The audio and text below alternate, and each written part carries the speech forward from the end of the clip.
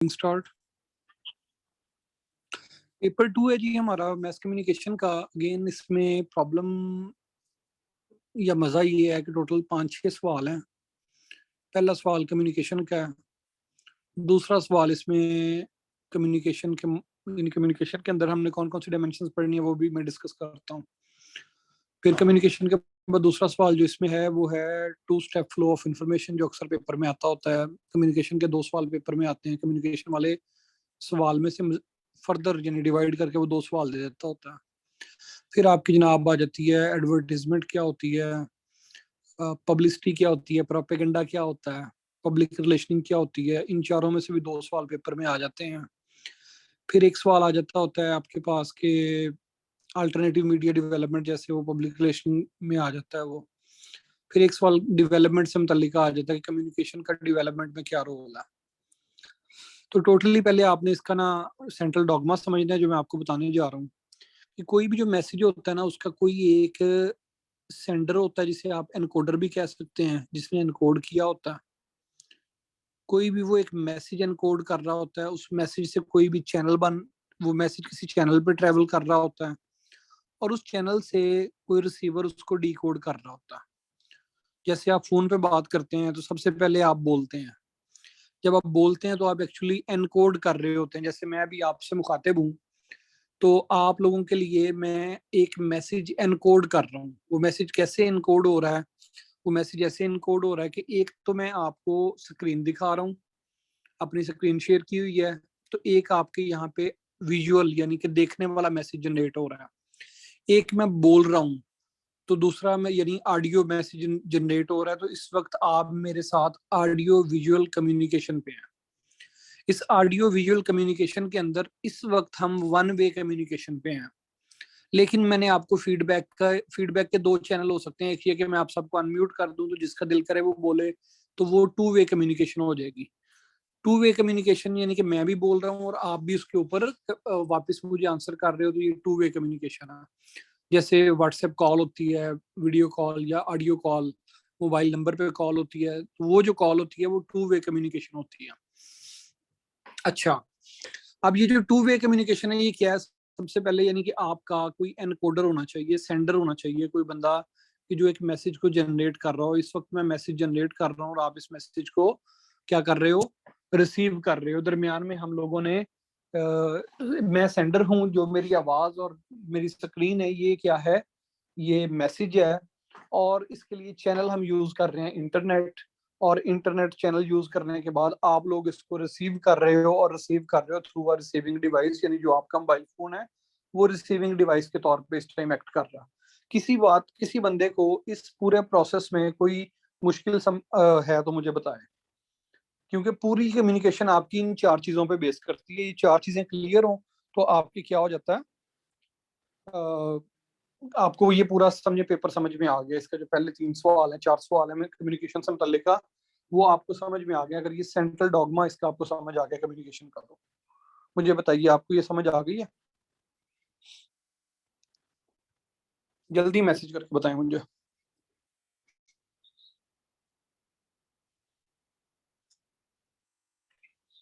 Okay, सबको ये बात समझ में आ गई है कि एक बंदा एनकोडर होता है जिसे हम सेंडर कहते हैं। वो एक मैसेज जनरेट करता है जिसे हम मैसेज ही कहते हैं, और वो एक चैनल के थ्रू ट्रेवल करता है जो इस वक्त हमारे पास इंटरनेट है। और उस चैनल के बाद आप लोगों ने उसको रिसीव किया और आप लोग इसको सुन रहे हैं, तो आप लोग रिसीवर हैं। तो जो कम्युनिकेशन है उसके अंदर 4 चीजें। कभी कभी एक एक्स्ट्रा चीज होती है जो अभी मैंने आपसे कहा कि आप मुझे मैसेज करके बताएं कि आपको मेरी बात समझ में आ गई, तो आपने मुझे वापस रिस्पॉन्स दिया। इसे हम फीडबैक कहते हैं। ये क्या थी? फीडबैक थी। जो आपने कमेंट किया, जो सवाल किया या जो आपने मुझे बात बताई, ये क्या थी? फीडबैक थी। सो रिमेंबर कि जनाब हमारे पास क्या क्या चीजें हैं? सेंडर है, मैसेज है, चैनल है, रिसीवर है और फीडबैक है। अच्छा, सेंडर, मैसेज, चैनल, रिसीवर या फीडबैक, इन पांचों के अंदर किसी किस्म की कोई प्रॉब्लम हो तो कम्युनिकेशन में उसे नॉइस कहा जाता है। कम्युनिकेशन में उसे NOISE, नॉइस यानी शोर कहा जाता है।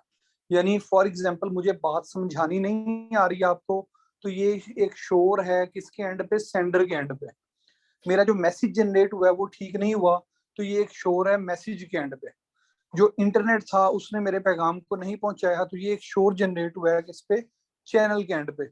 या आप लोग किसी वजह से मोबाइल का स्पीकर बंद कर दिया, या आपके मोबाइल का स्पीकर खराब हो गया, या स्क्रीन टूट गई और आप सिर्फ मेरी आवाज सुन रहे हैं, तो ये भी एक शोर है। या आप लोग जब फीडबैक कर रहे थे, फीडबैक में किसी भी वजह से आप अपनी बात नहीं कर पा रहे, तो ये भी शोर होगा।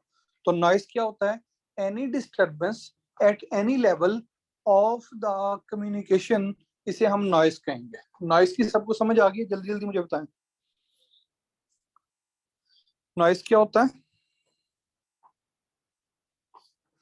नॉइस होता है कि आपके सेंडर में या सोर्स में, आपके मैसेज में, या आपके चैनल में, या आपके रिसीवर में, या आपकी फीडबैक में किसी भी तरह की जो प्रॉब्लम जनरेट हो, वो किसी भी वजह से हो सकती है, तो वो नॉइस होगा। तो सेंट्रल डॉगमा मैस कम्युनिकेशन का क्या है कि जनाब आपके पास SMCR मॉडल है। इस SMCR मॉडल के अंदर बाज़ आप फीडबैक को भी डिस्कस करोगे, बाज़ इस पे कम्युनिकेशन क्या होती है, वर्ड कम्युनिकेशन क्या होती है, डेफिनेशन कम्युनिकेशन की क्या होगी, transfer of message from sender to receiver, ये जो पूरा प्रोसेस होगा इसे हम कहेंगे कम्युनिकेशन। कम्युनिकेशन की क्या डेफिनेशन है, सेंडर से लेके रिसीवर तक आपके मैसेज का पहुंच जाना कम्युनिकेशन कहलाता है। सेंडर से लेके आपके मैसेज जो रिसीवर है, इस दौरान इस यहाँ पे जो आप मैसेज पहुंचाते हो, इस पूरे प्रोसेस को कम्युनिकेशन कहते हैं। इस पूरे प्रोसेस को कम्युनिकेशन कहते हैं। पूरे प्रोसेस को कम्युनिकेशन कहते हैं। कम्युनिकेशन दो तरह की होती है, एक होती है इंटर पर्सन कम्युनिकेशन, यानी बिटवीन टू पीपल, जैसे मैं और कोई दूसरा बंदा आपस में बात कर रहे हो, ये इंटर पर्सन कम्युनिकेशन होगी। एक होती है intra person communication. Intra person communication क्या होती है, इंट्रा पर्सन कम्युनिकेशन ये होती है कि आप अपने ब्रेन के अंदर एक चीज सोचते हैं, फिर आप अपने हाथ से कहते हैं, यानी मेरे सामने पानी का ग्लास पड़ा है, मेरे दिमाग ने कहा मुझे प्यास लगी है, तो मेरे ब्रेन ने सिग्नल दिया किसको, मेरे हाथ को, कि ये ग्लास उठाओ। मैंने उस ग्लास को उठा लिया। तो ये जो बच्चों प्रोसेस है, इसे हम कहते हैं कि this is intra personal communication, यानी विद इन बॉडी, एक ही बंदे के अंदर जो कम्युनिकेशन हो रही है, इसे हम कहते हैं इंट्रा पर्सनल कम्युनिकेशन। मेरे ब्रेन ने इस वक्त मुझे ऑर्डर दिया कि आप क्या करो, मोबाइल पकड़ो और मोबाइल पे आप मीटिंग स्टार्ट करो, जूम की, और क्लास पढ़ाना शुरू कर दो। मैंने अपने ब्रेन के इस ऑर्डर को फॉलो किया, तो मेरे ब्रेन से लेके मेरे इस ऑर्डर के फॉलो होने तक, यानी ये जो प्रोसेस था, ये इंट्रा पर्सन कम्युनिकेशन था, मेरे अंदर ही अंदर थी। इसे हम कहते हैं intra person, with in a person जो कम्युनिकेशन होती है। ये बायोलॉजिकल होती है, ये साइकोलॉजिकल होती है, ये बायोलॉजिकल है, यानी मेरे दिमाग के अंदर बायोलॉजिकल ऑर्गन है, उसने इसको बताया। ये जो दूसरी कम्युनिकेशन है, ये आपकी फिजिकल कम्युनिकेशन होती है, वर्चुअल कम्युनिकेशन होती है, तरह तरह की कम्युनिकेशन जो आप नाम देना चाहें। अब कम्युनिकेशन के ऊपर डिफरेंट तरह के मॉडल हैं।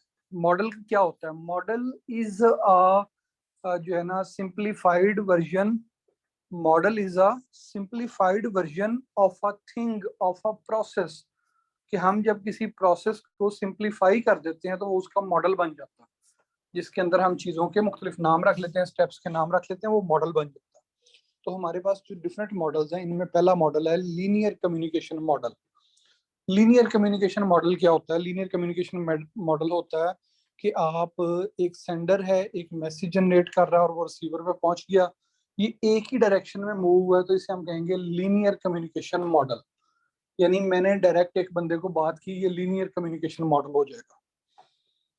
फिर है जी इंटरेक्शनल कम्युनिकेशन मॉडल। इंटरेक्शनल ये कि हम दो बंदे बैठ के आपस में डिबेट कर रहे हैं, इंटरेक्शन हो रहा है इसमें, तो ये हमारा इंटरेक्शनल जो है मॉडल ऑफ कम्युनिकेशन होगा। ये दो सिंपल थे। फिर जनाब एक बंदा आया जिसका नाम था बर्लो। बर्लो ने कहा कि जनाब आप इसको थोड़ा सा मजीद क्लियर करें, तो उसने दिया मॉडल जिसको हम कहते हैं SMCR मॉडल। SMCR मॉडल क्या है, source message channel receiver model. ये जो source message channel receiver model है, ये किसने दिया था हमें, बर्लो ने। इसका नाम याद कर लें, बर्लोज SMCR मॉडल ऑफ कम्युनिकेशन। इसमें मैं आपको ऑलरेडी बता चुका हूँ। देखो जरा, सोर्स क्या हो सकता है, सोर्स किसी भी मैसेज का सोर्स क्या हो सकता है, कम्युनिकेशन स्किल्स होते हैं, मेरे अंदर कम्युनिकेशन स्किल्स है, मैं आपसे बात कर रहा हूँ। अच्छा, बाज़ आप किसी को मैसेज दे रहे होते हो बगैर बोले, यानी एक बंदा आता है क्लास में और वो मुझसे कोई सवाल करता है और मैं आगे से खामोशी से उसकी तरफ देखता रहता हूँ गुस्से से, तो ये भी एक मैसेज है, ये भी मेरा सोर्स था बताने का। या आप मुझे एक मैसेज करते हो, मैं आपको व्हाट्सएप पे रिप्लाई नहीं करता, एटीट्यूड दिखा रहा हूँ। ये एटीट्यूड भी बेसिकली एक मैसेज है कि यार तुम्हारा जो क्वेश्चन है ये बड़ा स्टूपिड क्वेश्चन है। फिर नॉलेज हो सकता है कि जैसे मैं इस वक्त नॉलेज बता रहा हूँ आप लोगों को। सोशल सिस्टम हो सकता है, सोसाइटी कैसे वर्क करती है, ये भी आपका सोर्स हो सकता है। कल्चर हो सकता है, और जो आपके दिल में आए हर चीज हो सकती है सोर्स में। मैसेज में क्या होता है, मैसेज में कंटेंट होता है। जैसे मैं बोल रहा हूँ तो ये इस वक्त कंटेंट है, जो मैं बातें कर रहा हूँ ये कंटेंट है। इसके अंदर एलिमेंट्स हो सकते हैं, एलिमेंट भी इसका कंटेंट के दूसरा नेम है। ट्रीटमेंट हो सकती है, बाजू का एक बंदा होता है, दो बंदे होते हैं, वो आपस में कम्युनिकेट नहीं कर पा रहे लेकिन वो एक दूसरे का ख्याल करते हैं, तो ये भी एक मैसेज है। फिर स्ट्रक्चर हो सकता है इसका, कि कैसा स्ट्रक्चर है, यानी ये तहरीरी मैसेज है, ये बोल के मैसेज है, ये सुन के मैसेज, ये मतलब दिखा के मैसेज है, इशारा करके है, या कोई कोई भी इस तरह की चीज आपके स्ट्रक्चर में आ सकती है। कोई कोड हो सकता है, मसलन मैं आप लोगों से डिसाइड कर लूं कि जब मैं कहूंगा पोटैटो, तो पोटैटो का मतलब होगा बॉम्ब। मैं आपसे कहता हूँ कि मुझे एक पोटैटो ला के दो, तो पोटैटो का मतलब है जी बॉम्ब ला के दो।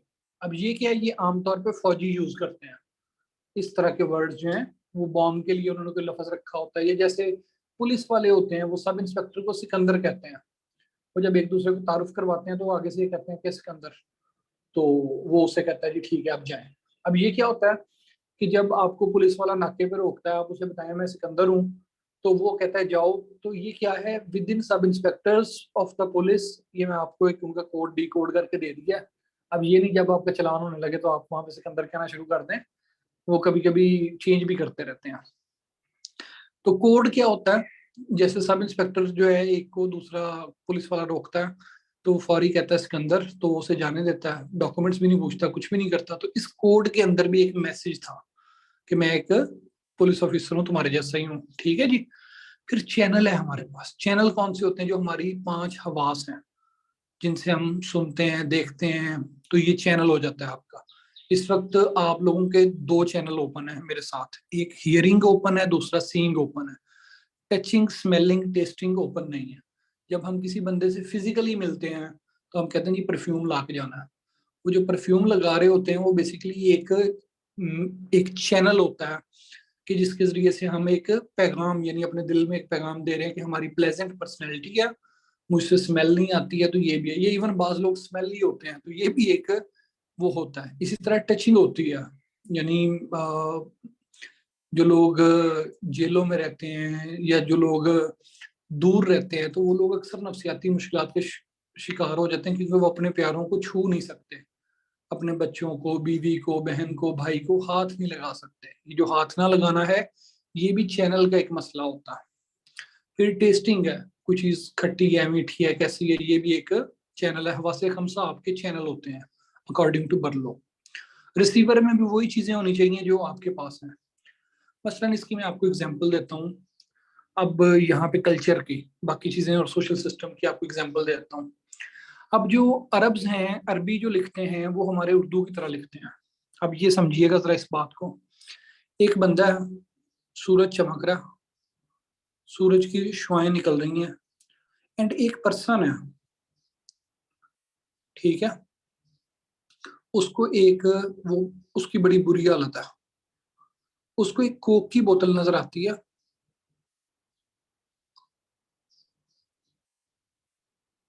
और वो कोक की बोतल पीता है, और कोक की बोतल पी के वो बंदा फ्रेश हो जाता है।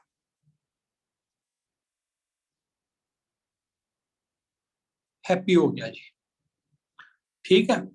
अब हमारा कल्चर जो इंग्लिश को समझता है उसके मुताबिक, चूंकि इंग्लिश हम इस तरह से लिखते हैं, तो वो इस मैसेज को जब समझने लगेगा तो वो कहेगा कि एक बंदा है, उसे शदीद गुस्सा आया हुआ है, और उसके कोक की बोतल नजर आई है, और उसने कोक की बोतल पी है, और पी के वो बंदा क्या हो गया, हैप्पी हो गया, डांस करने लग गया, ठीक है। लेकिन बाज जुबानें ऐसी होती हैं जो इस तरह से लिखी जाती है, जैसे उर्दू और अरबी है, फारसी है। अब जिन ममालिक में अंग्रेजी का कंसेप्ट ही नहीं है, जैसे ईरान के बहुत सारे एरियाज में जब वो बनेगी इसकी, तो वो ये देखेंगे कि जनाब एक बंदा था वो बहुत खुश था, उसने कोक पी है और वो नाराज हो गया। यानी सिर्फ एक चीज को कि एक तरफ आपने एक हैप्पी मैन बनाया, दूसरी तरफ आपने एक बुरा आदमी बनाया। इसको मैं मजीद थोड़ा सा क्लियर कर देता हूँ आपके लिए, अगर आपने पेपर में इसको ड्रा करना हो कल्चर की इंपॉर्टेंस पे, तो आप इसे कैसे बना सकते हैं। आप इसे ऐसे बना सकते हैं, ये है, ये है, एक बंदा वो बड़े गुस्से में था, उसे नजर आई कोक की बोतल, कोक, और वो बंदा जो था अब क्या हो गया, हैप्पी हो गया। अब ये देखो, ये जो मैंने एक ड्राइंग बनाई है ये वाली, इस ड्राइंग में आप देखें कि इंग्लिश के अंदर आप यूं देखेंगे, जो इंग्लिश कल्चर है, ये जो इंग्लिश की तरह लैंग्वेज लिखते हैं, जो लेफ्ट से राइट की तरफ जाते हैं, तो वो देखेंगे कोक पीने से बंदा क्या हो गया, हैप्पी हो गया। और जो लोग उर्दू से अंग्रेजी की तरफ जाते हैं, या मतलब राइट टू लेफ्ट की तरफ जाते हैं, और उर्दू, अरबी, फारसी, जो इन जबानों वाले हैं, वो इस मैसेज को कैसे परसीव करेंगे कि जनाब ये जो हमारे पास एक खुश आदमी था उसने कोक पी और नाराज हो गया। तो आपके मैसेज का पूरा मतलब बदल गया। इस तरह की राइटिंग नहीं मैटर, परसेप्शन मैटर, यहाँ पे सोशल सिस्टम और कल्चर मैटर, यहाँ पे आपका एजुकेशन सिस्टम और सिंबॉलिक वैल्यू उसकी मैटर कर रही है। ये बात सबको समझ आ गई है मेरी इस एग्जांपल की? ये जैसे मैंने ड्रा किया, आप इसको ऐसे ड्रा कर सकते हैं पेपर में, ठीक है, कल्चर को समझाने के लिए कि जी कम्युनिकेशन का कल्चर ये होता कि फॉर इंग्लिश जो है, वो जो इंग्लिश स्पीकर्स हैं वो इसको कैसे देखेंगे, ऐसे देखेंगे, और जो पर्शियन और अरेबिक वाले हैं वो इसको ऐसे देखेंगे। तो अरेबिक वाले इसको कैसे परसीव करेंगे, नेगेटिव, और जो इंग्लिश वाले हैं वो इसको पॉजिटिव परसीव करेंगे। अब ये देखो, सिर्फ इतनी सी बात ने क्या कर दिया, आपके सोशल सिस्टम कल्चर ने आपके कम्युनिकेशन का पूरा मॉडल तब्दील करके रख दिया। ये बात सबको समझ में आ गई है कि कैसे आपका सोशल सिस्टम कल्चर, आपकी सिंबॉलिक वैल्यू चीजों पे असरअंदाज होती है। शाबाश।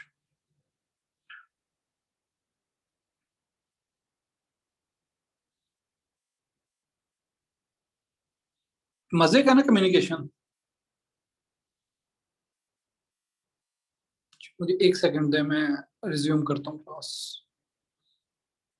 अच्छा, दूसरी चीज दूसरी चीज है नफ्सियात, आपकी जो साइकोलॉजी है वो कैसे इम्पेक्ट करती है। इसकी एग्जांपल आपने अक्सर देखी होगी कि एक गिलास है,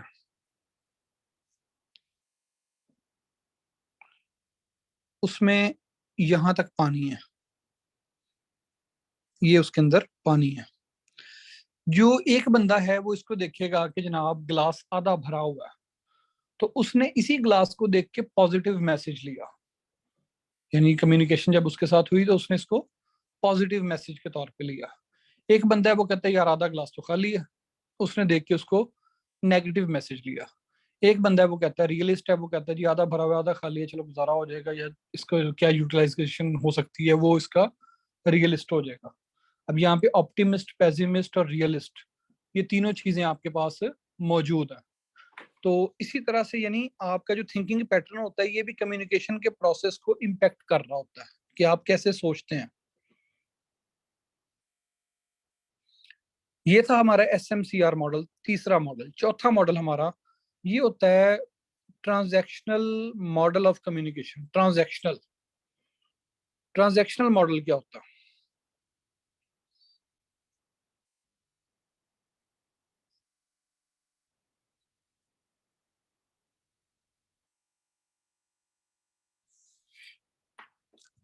सबसे पहले आपके पास एनकोडिंग होती है, यानी एनकोडर होता है, फिर उसकी डीकोडिंग होती है। ये दोनों कम्युनिकेटर कर रहे होते हैं। दरमियान में आपके क्या होता है, मुख्तलिफ चीजें इस्तेमाल हो रही होती हैं, जिसमें आपका सोशल कंटेंट होता है, फिजिकल कॉन्टेक्स्ट होता है, सोशल कॉन्टेक्स्ट होता है, कल्चरल कॉन्टेक्स्ट होता है, रैशनल कॉन्टेक्स्ट होता है। तो इसकी वजह से को क्रिएशन ऑफ मीनिंग होती है। ये को क्रिएशन ऑफ मीनिंग क्या है? मसलन एक खातून है, उसने व्हाइट कलर का ड्रेस पहना है सर से लेके पाँव तक, तो इसका क्या मतलब है, मुझे बताएं जरा मैसेज करके। एक खातून है, उसने व्हाइट कलर का ड्रेस पहना है, इसका क्या मतलब है? मैसेज करके बताएं कि व्हाइट ड्रेस का क्या मतलब होता है।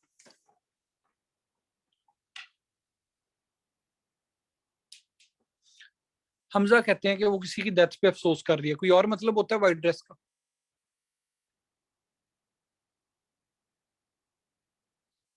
फरहान आबिद कहते हैं कि उसकी शादी हो रही है। और कोई मतलब इसका? अब देखें, जिन लोगों ने कहा है ना कि शी इज गेटिंग मैरिड, तो इसका मतलब ये है कि उन लोगों ने सोशल मीडिया पे या इलेक्ट्रॉनिक मीडिया पे बहुत ज्यादा देखा है किसको, वेस्टर्न कल्चर को, कि वहां पे वाइट ड्रेस का मतलब खातून का शादी होता है। और हमारे जिन लोगों ने कहा है कि ये जनाब वाइट ड्रेस है, और वाइट ड्रेस का मतलब ये है कि वो खातून जो है वो किसी सोग में है, तो इन लोगों ने देखा कि ये इंडियन कल्चर के अंदर वाइट ड्रेस जो होता है वो सोग की निशानी है। अच्छा, चलें एक और देखते हैं। अब यही वाइट ड्रेस जो हो सकता है किसी स्कूल के अंदर ये यूनिफॉर्म की निशानी हो, आपने यूनिफॉर्म की तरफ भी जा सकते थे। तो यानी जो एक एनकोडिंग हो रही होती है, उस एनकोडिंग के डिफरेंट मीनिंग निकल रहे होते हैं according to its social context, its physical context, its rational context, its cultural context. तो इसके डिफरेंट मीनिंग हो सकते हैं। तो ये जो होता है कि जब एक मैसेज, यानी इसके ऊपर इंग्लिश ऐसे भी एक आया, कैन मीनिंग बी फिक्स्ड, तो वो क्या है, इसके अंदर सिंपली आपको बता रहे हैं कि ये ट्रांजैक्शनल है, ये लिनियर नहीं है, इसमें बहुत सारे फैक्टर्स होते हैं जो असरअंदाज हो रहे होते हैं। जैसे हमने एसएमसीआर को देख लिया कि मैसेज जनरेट हुआ और आपने रिसीव कर लिया, तो ये वो नहीं है। अक्सर औकात होता है आप कहते हैं जी मिसअंडरस्टैंडिंग हो गई है, मेरे कहने का मतलब ये नहीं था। जब आप ये कहते हैं मेरे कहने का मतलब ये नहीं था, या कोई और बंदा आपसे याद कहता है कि जनाब वो जो बात थी उसका ये नहीं, ये मतलब था मेरे उसके मुताबिक, तो ये भी क्या होता है कि आपके जो मीनिंग होते हैं, किसी ने कहे किसी और स्पिरिट के अंदर है और वो रिसीव किसी और स्पिरिट में हुए हैं, तो ये इसको हम कहते हैं कि जनाब इसके ऊपर फिजिकल, कल्चरल, रैशनल या सोशल कॉन्टेक्स्ट अप्लाई हो गया। अब इसकी एक और एग्जांपल है, बिल्कुल वाइट ड्रेस पहनना, ये निशानी है कि जनाब जुम्मे वाले दिन हम जुम्मा पढ़ने जा रहे हैं, ठीक है। अब आपने व्हाइट कलर का ड्रेस था वो आपने रखा हुआ था लेके, अब उसके ऊपर कोई चीज गिर गई और उसका रंग जो है ना बास जगहों पे फेड हो गया, पीला हो गया, पिलाहट सी आ गई उसके ऊपर। अब आप उसे पहन के जा रहे हैं तो लोग कहेंगे, हो सकता है बाज लोग ये सोचें कि इस शख्स ने जानबूझ के ऐसा डिजाइन बनवाया है अपने ड्रेस के ऊपर, तो ये इस तरह का ड्रेस पसंद करता है। हो सकता है आपने खाना खाया हो, वो ऊपर चिकनाई गिर गई या कोई और रंग गिर गया, कुछ भी हो गया, तो ये क्या हो गया, मीनिंग चेंज हो गया। ठीक है, वो कहते हैं ना कि ये अक्सर लोगों से कहा जाता है कि पूरी पूरी शक्लों वाले लड़के लड़कियां होते हैं, जब सीएसपी बन जाते हैं, पीएमएस कर जाते हैं, तो उसके बाद लगता है कि ये हमारी क्लास से ही नहीं है, ये लोग तो पता नहीं कहाँ से आए हैं, ये तो कहाँ से नाजिल हुए हैं। कितने लोगों की आप 2010 की, 12 की, 14 की, 15 की तस्वीरें उठा के देखें, इंज लगता है जिਵੇਂ किसी पिंड के मरासी ने आज जो सीएसपी पीएमएस बन गए ने, तो उन्होंने देख के लगता है वाह वाह क्या पर्सनैलिटी है। ये क्या हुआ, ये उनकी जो पर्सनैलिटी थी, परसेप्शन थी, वो चेंज हो गई, उसके ऊपर उनका जो कल्चरल इम्पैक्ट था वो आ गया, मैसेज बदल गया। अब वो बंदा, यानी अब वो बंदा चूंकि पढ़ा रहा है, तो पढ़ाते हुए, सॉरी, अब वो बंदा चूंकि ऑफिसर बन गया, तो ऑफिसर बनने की वजह से वो ठीक बात भी करेगा तो लोगों ने वाह वाह करनी है, वो गलत बात करेगा तो भी वाह वाह करनी है। ये जो कंसेप्ट है कि ठीक भी वाह वाह और गलत भी वाह वाह, तो बंदा आपसे ये उठा के मुंह कह देता है कि जी ऐसे तो ऐसे नहीं, ऐसे लिखा जाता, तो आप कहते हैं यार वो सीएसपी है, उसने पेपर पास किया, पीएमएस से पास किया, उसकी बात ठीक ही होगी। मेरे पास आते हैं, मैं कुछ और कहता हूँ, मेरी बात आप मान लेते हैं। तो ये क्या होता है, ये भी आपके ऊपर जो मीनिंग होते हैं वो फिक्स नहीं हो रहे होते, बल्कि डिफरेंट लोगों के जो मीनिंग होते हैं बदल जाते हैं। अगर एक बंदा सीएसएस के पेपर पास करने से पहले ये कहे कि इंग्लिश से लिखने का ये स्टाइल है, तो आप लोग कहेंगे यार इसे क्या पता, चाहे वो ठीक बात ही कर रहा हो। लेकिन अगर उसका सीएसएस पीएमएस पास हो जाए तो फिर आप कहोगे यार इसने ठीक, ये कह रहा तो ठीक ही कह रहा होगा। यानी कल्चर के साथ, आपके रैशनैलिटी के साथ, ये रैशनैलिटी है, ये सोचना उस बात को कि यार ये जो बात कर रहा है कि ऐसे जो है उसको इस तरह से लिखें तो पास होता है, या पेपर इस तरह से पास होता है, तो बेसिकली आप अपने जहन में अपने आप को कोई लॉजिक दे रहे होते हैं। ये जो लॉजिक होती है इसे रैशनल कॉन्टेक्स्ट कहते हैं, ये रैशनल कॉन्टेक्स्ट है। फिर जनाब आपके पास इंटरेक्टिव मॉडल होता है। इंटरेक्टिव मॉडल जो होता है, इसके अंदर आपके पास जो एनकोडर होता है वो एट द सेम टाइम पे डिकोडर भी होता है और इंटरप्रेटर भी होता है। मसलन फॉर एग्जांपल, आप और मैं आपस में बात करना शुरू करते हैं, आप मेरे पास आए हैं, आप उर्दू बोल रहे हैं और मैं पंजाबी बोल रहे हैं, तो उसी उर्दू च कहते सर की, सर क्या हाल है आपके, आपने एक मैसेज एनकोड किया, वो जब मेरे पास पहुंचा, मैं चूंकि पंजाबी में सोचता हूँ तो मैं क्या पूछ लिया की हाल है, मैं जवाब दिया मैं ठीक ठाक फिट, तुसी सुनाओ की हाल है थोड़ा। अब मैंने जवाब दिया पंजाबी में, जो मैंने चीज एनकोड की जब आप तक पहुंचा तो आपने अपने जहन में, चूंकि आप उर्दू में सोचते हैं, तो आपने उसको डिकोड किया कि सर कह रहे हैं मैं बिल्कुल ठीक हूँ। ये क्या हुआ कि यहाँ पे जो मैंने मैसेज एनकोड किया, आपने एनकोड किया, वो मैसेज जब मेरे तक पहुंचा तो मैंने उसको पहले डिकोड किया, फिर उसको इंटरप्रेट किया, फिर उसका आंसर मैंने एनकोड किया। वो जो आंसर एनकोड किया, उस आंसर को फिर मैंने एक मैसेज में जनरेट किया और मैसेज से फिर आपकी तरफ भेजा। आपने उसको डिकोड किया, डिकोड करने के बाद इंटरप्रेट किया। तो ये इसको हम कहते हैं इंटरैक्टिव मॉडल, जिसके अंदर क्या होता है कि आपके जो तस्वीर उसकी ये बनेगी कि एनकोडर होता है, इंटरप्रेटर होता है, डिकोडर होता है। वो मैसेज जनरेट करता है और उस मैसेज को आप क्या कर रहे होते हो, फिर रिसीव कर रहे होते हो, उसकी तशरीह कर रहे होते हो, सोच रहे होते हो। ये इंटरव्यू के अंदर अक्सर मैं एक जुमला कहता होता हूँ स्टूडेंट्स को कि जब इंटरव्यूअर आपसे सवाल करे तो आपने ये नहीं सोचना कि वो क्या सवाल कर रहा है, आपने अपने जहन में फौरी तौर पे इंटरप्रेट करना कि ये सवाल क्यों कर रहा है। अगर आपको उस क्यों की समझ आ गई तो फिर आपका आंसर ठीक होगा।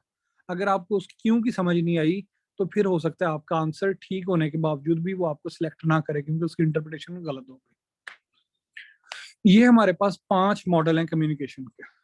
5 मॉडल हमने पढ़ लिए हैं। किसी को यहाँ तक कोई मुश्किल है तो मुझसे पूछ ले, नहीं तो मुझे लिखें कि सर ठीक है कंटिन्यू करें।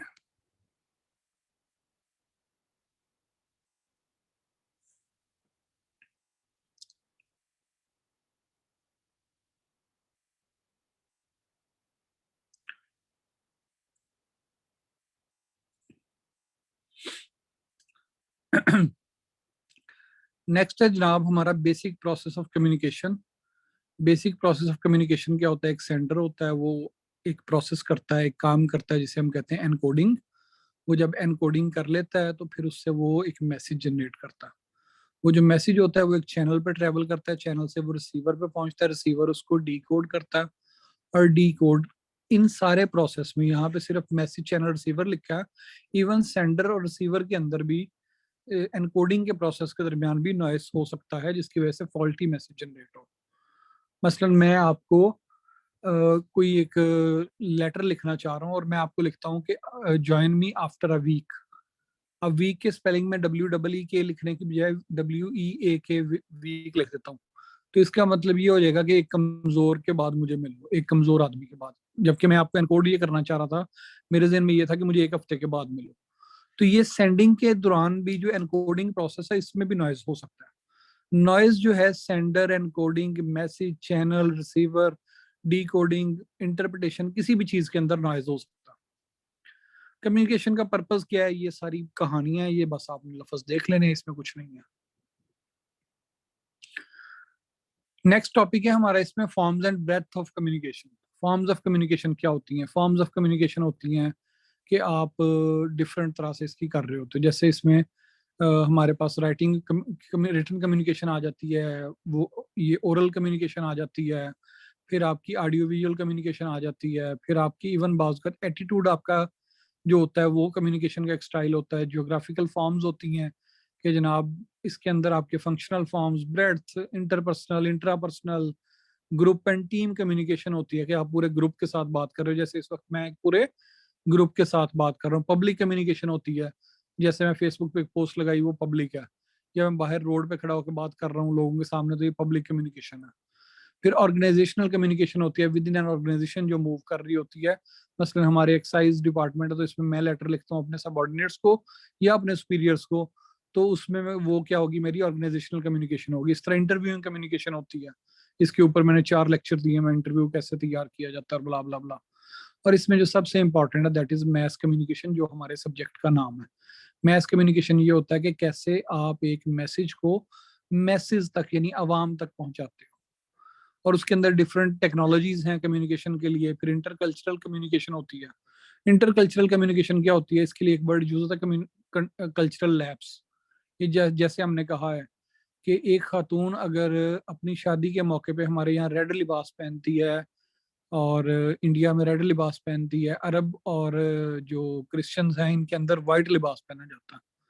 अब जो अरब्स हैं, यूरोपियंस हैं, अमेरिकन्स हैं और नीचे आपके लैटिन अमेरिकन्स हैं, ऑस्ट्रेलियंस हैं, ये सारे वाइट लिबास का मतलब है खातून के कि ये खुशी का दिन है, ये कैसा है आपका, खुशी का दिन है, जबकि हमारे यहाँ पे वाइट लिबास का मतलब है शोक का दिन है।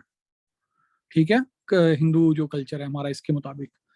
अब ये क्या हुआ, यहाँ पे कल्चरल लैप्स आ गया, तो इंटर कल्चरल कम्युनिकेशन को जानने के लिए जरूरी है कि आप एक से दूसरे को देख रहे हो, एक कल्चर से दूसरे कल्चर को लेंस से ना देखें, बल्कि दो कल्चर जो हैं इनको आप इनके डिस्टिंक्टिव वैल्यूज की बुनियाद पे देखें। इस तरह एथिक्स एंड कम्युनिकेशन है, कम्युनिकेशन के दरमियान कौन कौन से एथिक्स होने चाहिए।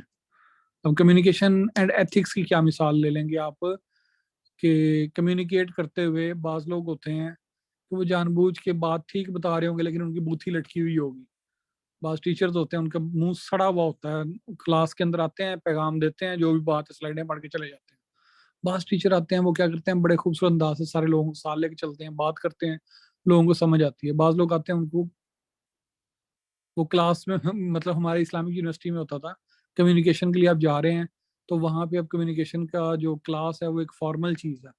अब वो क्या करते थे स्टूडेंट्स, वो नीचे उन्होंने वॉशरूम वाली चप्पल पहनी होती थी, वो कैंची चप्पल जो होती है, ऊपर शलवार कमीज पहनी होती थी, क्लास लेने आ जाते थे। मतलब कोई एथिक्स नहीं था उन लोगों को, कैसे कम्युनिकेट करना है आपने क्लास के अंदर। अब मैथ कम्युनिकेशन थ्योरी की बात करें हम, तो इसके ऊपर मुख्तलिफ थ्योरीज हैं, हम अभी देखते हैं, इसमें डिफरेंट इराज हैं। तो इसके जो इराज हैं, इसमें सबसे पहले जो मैथ कम्युनिकेशन थी, इसका the era of limited effects theory था, जिसके अंदर लोगों तक जो पैगाम पहुंचाया जाता था वो ढोल की मदद से। वो क्या होता था, शहर में लोगों को जमा करके 15-20 लोगों में बात कर दी, तो वो इस तरह का होता था इरा जो है। फिर जनाब जो आपकी कल्चरल चीजें होती थी, यानी बादशाह है, उसने आज रेड लिबास पहना है, तो उसकी यकजहती में पूरी सल्तनत ने रेड लिबास पहनना शुरू कर दिया। ये आपका कल्चरल सिंबॉलिक इंटरेक्शन हो गया। फिर यहाँ से होती है social construction of reality. Social construction of reality पे फिर दोबारा मैं एग्जांपल समझाने के लिए वही दूंगा आपको कि सोशल कंस्ट्रक्शन ऑफ रियलिटी कैसे हुई। कि फॉर एग्जांपल पहली दफा इंडिया में जब कोई बंदा फौत हुआ तो उन लोगों ने वाइट लिबास पहनना शुरू कर दिया फौतगी पे। अब जो व्हाइट लिबास पहना सारे लोगों ने फौतगी के ऊपर, तो अब ये क्या बन गया, यहाँ सोशल कंस्ट्रक्शन बन गया। अब कोई अगर रंग बिरंगा लिबास पहन के, रेड कलर का लिबास पहन के फौतगी पे जाए तो उसे बुरा समझा जाता है, कहा जाता है कि ये गलत है, ये इसका मजाक उड़ा रहा है। ठीक है जी, ये आपका सोशल कंस्ट्रक्शन ऑफ रियलिटी हो गई। सोसाइटी ने कहा कि ये गलत है, हालांकि हो सकता है कि जिसने रेड लिबास पहना है उसको व्हाइट लिबास वाले से ज्यादा दुख हो। इसके ऊपर एक अफसाना है मंटो का, काली शलवार के नाम से, वो पढ़िएगा। काली शलवार जो है ये कैसे एक सिंबॉलिक और सोशल कंस्ट्रक्शन बन गई है ये। क्रिटिकल कल्चरल थ्योरी जो है, ये क्या होता है, कल्चर की जो इंपॉर्टेंस है उससे उससे मुतल्लिक है। ये क्रिटिकल का मतलब इंपॉर्टेंस होता है। अच्छा, यहां से ये सारी बातें थी पुरानी। अब आता है जनाब की जो मीडिया वाली बात है, जो मीडिया वाली बात है कि जो जिसे हम मीडिया कहते हैं, जो इसके थ्रू कम्युनिकेशन हो रही है, इसके मुख्तलिफ स्टाइल्स होते हैं। किसी भी मुल्क के अंदर जो कम्युनिकेशन होनी है, मैस कम्युनिकेशन, उसके मुख्तलिफ थीरीज हैं। उन थीरीज के नाम देखो जरा, बड़े आसान है, आपको नामों से पता चलता जाएगा क्या क्या है। पहली है अथॉरिटेरियन थ्योरी। नॉर्थ कोरिया में आप चले जाएं, वहां पे मैस कम्युनिकेशन जो होनी है वो स्टेट मीडिया ने करनी है और किसी को उन्होंने और नहीं करने देनी अपनी। ये सऊदी अरब है, जैसे वहाँ अथॉरिटेरियन थ्योरी होती है। अथॉरिटेरियन थ्योरी की एग्जांपल आप आगे लिख लें, सऊदी अरेबिया, कि वहां पे बादशाहत है, अथॉरिटेरियन रजीम है, और वो क्या करेंगे, अपनी मर्जी की बात करेंगे। ये क्या हो जाएगा, आपकी अथॉरिटेरियन थ्योरी वहां प्रैक्टिस होती है। बादशाह और हुकूमत की मर्जी के बगैर आप कोई चीज अपने नेशनल मीडिया पे या जो भी वहाँ मोड्स ऑफ मैस कम्युनिकेशन है आप नहीं कर सकते। अथॉरिटेरियन थ्योरी है ये। फिर आती है लिबर्टेरियन थ्योरी। लिबर्टेरियन थ्योरी कहती है कि हर बंदे को फ्रीडम ऑफ स्पीच दे दो। जैसे अमेरिका में है, अमेरिकन प्रेसिडेंट के खिलाफ आप जो मर्जी जहां मर्जी खड़े होके बात करते हैं, कोई आपको नहीं कहेगा। यूके के अंदर मलका के खिलाफ खड़े होके जो मर्जी आप बातें करें, आपको कोई नहीं कहेगा। अपने चैनल पे चलाएं खबरें, कोई आपको कुछ नहीं कहेगा। लिबर्टेरियन थ्योरी है। फिर सोवियत थ्योरी है कि जब ये जो यूएसएसआर बना तो यूएसएसआर ने क्या किया, अपनी एक थ्योरी दी कि हम क्या क्या करना चाहिए, मैस कम्युनिकेशन को एज ए प्रोसेस अडॉप्ट करना चाहिए। सोवियत जो यूनियन की एक्टिविटीज हैं, लोगों को उनसे खबरदार रखने के लिए और अपनी मर्जी का सोशलिस्ट प्रोपेगेंडा करने के लिए। तो इसको हम सोवियत थ्योरी कहेंगे। फिर एक है सोशल रिस्पॉन्सिबिलिटी थ्योरी। ये क्या थ्योरी है? ये कहती है कि जो एक सहाफी है, जो अक्सर आप लोग करेंगे बात, उसके ऊपर एक सोसाइटी की रिस्पॉन्सिबिलिटी है कि सच लोगों तक पहुंचे। तो ये सोशल रिस्पॉन्सिबिलिटी थ्योरी है। फिर डेवलपमेंटल थ्योरी है। डेवलपमेंट क्या होती है? Development is not just construction. Development होती है ह्यूमन लाइफ को अपग्रेड करना, हर हर स्फेयर में, पॉलिटिक्स में, इकोनॉमिक्स में, टेक्नोलॉजी में। वो जो पेस्टल है उसके हर स्फेयर के अंदर लोगों को अपडेट करना डेवलपमेंट होता है। तो आप मैस कम्युनिकेशन को अगर ह्यूमन डेवलपमेंट के लिए इस्तेमाल करें तो ये डेवलपमेंट थ्योरी आ जाएगी। फिर सीबर्ड्स थ्योरी है, इसने डिफरेंट थ्योरीज दी है। नॉर्मेटिव अप्रोच है, ये इसमें बताता है नॉर्मेटिव अप्रोच में कि मीडिया कैसे काम करता है। फिर थ्योरी के लिए जरूरी है कि जनाब a good theory is not limited to a short period of time. ये शॉर्ट पीरियड के लिए नहीं होनी चाहिए, लेकिन ये इतनी कम्प्लेक्स जरूर होनी चाहिए कि ये ऑडियंस की जो नीड्स है उनको फुलफिल कर सके। इसके अंदर आपने कम्युनिकेशन पर्सपेक्टिव देखें कि जो कम्युनिकेशन पर्सपेक्टिव है वो क्या है, किस तरह से है, वो गवर्नमेंट क्या चाहती है। वो चाहती है अवाम को दबा के रखे, वो चाहती है अवाम आज़ाद हो, वो चाहती है प्रोपेगेंडा का शिकार हो, वो चाहते हैं कि सहाफत आज़ाद हो। और इस तरह से थीरी जो होती है वो डिफरेंट तरीकों से चीज़ों को कर रही होती है। यहाँ तक किसी को मसला है, समझ नहीं आई तो मुझसे पूछ लें।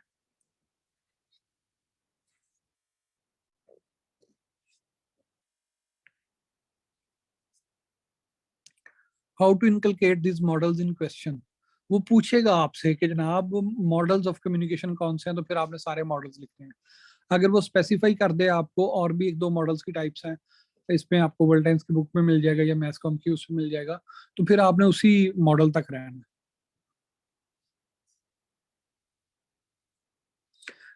फिर जनाब आपकी नेशनल मीडिया सिस्टम्स के ऊपर होगी। फिर आपके आ गया इंटरनेशनल कम्युनिकेशन।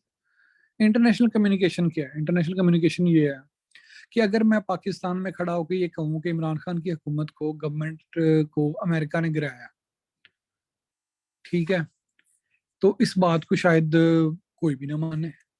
लेकिन यही बात इमरान खान खड़ा होकर कहे तो इस बात को आधी दुनिया मानने लग जाएगी। क्यों मानने लग जाएगी? क्योंकि उस शख्स ने क्या किया है, इसको, वो इसका ओपिनियन लीडर है। ये खैर आगे opinion leader two step flow of communication आएगा, उसमें मजीद पढ़ेंगे। तो इंटरनेशनल कम्युनिकेशन के अंदर फ्री फ्लो ऑफ कम्युनिकेशन होता है। यानी ऐसा नहीं हो कि जो कम्युनिकेशन आप कर रहे हैं दूसरी स्टेट्स के साथ है, ये आप किसी ढके छुपे तरीके से कर रहे हो।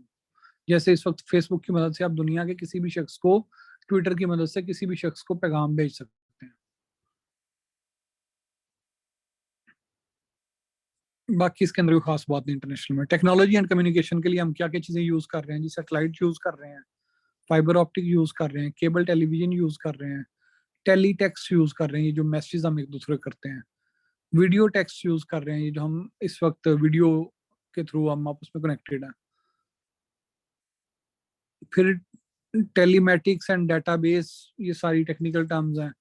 आईटी के इसके ऊपर असरात। फिर इलेक्ट्रॉनिक न्यूज रूम है। तो ये आपके पास सवाल नंबर 1 है कम्युनिकेशन के बारे में।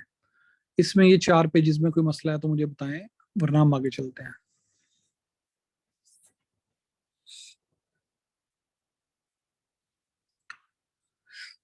क्वेश्चन नंबर 2 है हमारा बैरियर्स टू कम्युनिकेशन। बैरियर्स क्या होता है? बैरियर्स मैंने आपको बताया था, नॉइस को कहते हैं कि हमारी जो कम्युनिकेशन है वो किस वजह से रुक सकती है। मसलन ये है कि मैं आप तक पैगाम पहुंचाना चाहता हूँ, ठीक है, लेकिन मेरे पास जो फिनोमिनन हो रहा है उसको डिस्क्राइब करने के लिए लफ्ज ही नहीं है।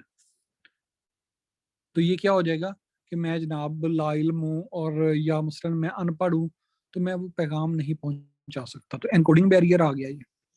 बाज़ का ऐसा होता है कि सेंसिटिविटी जो है वो मैटर कर रही होती है, कभी रिसीवर की कभी सेंडर की।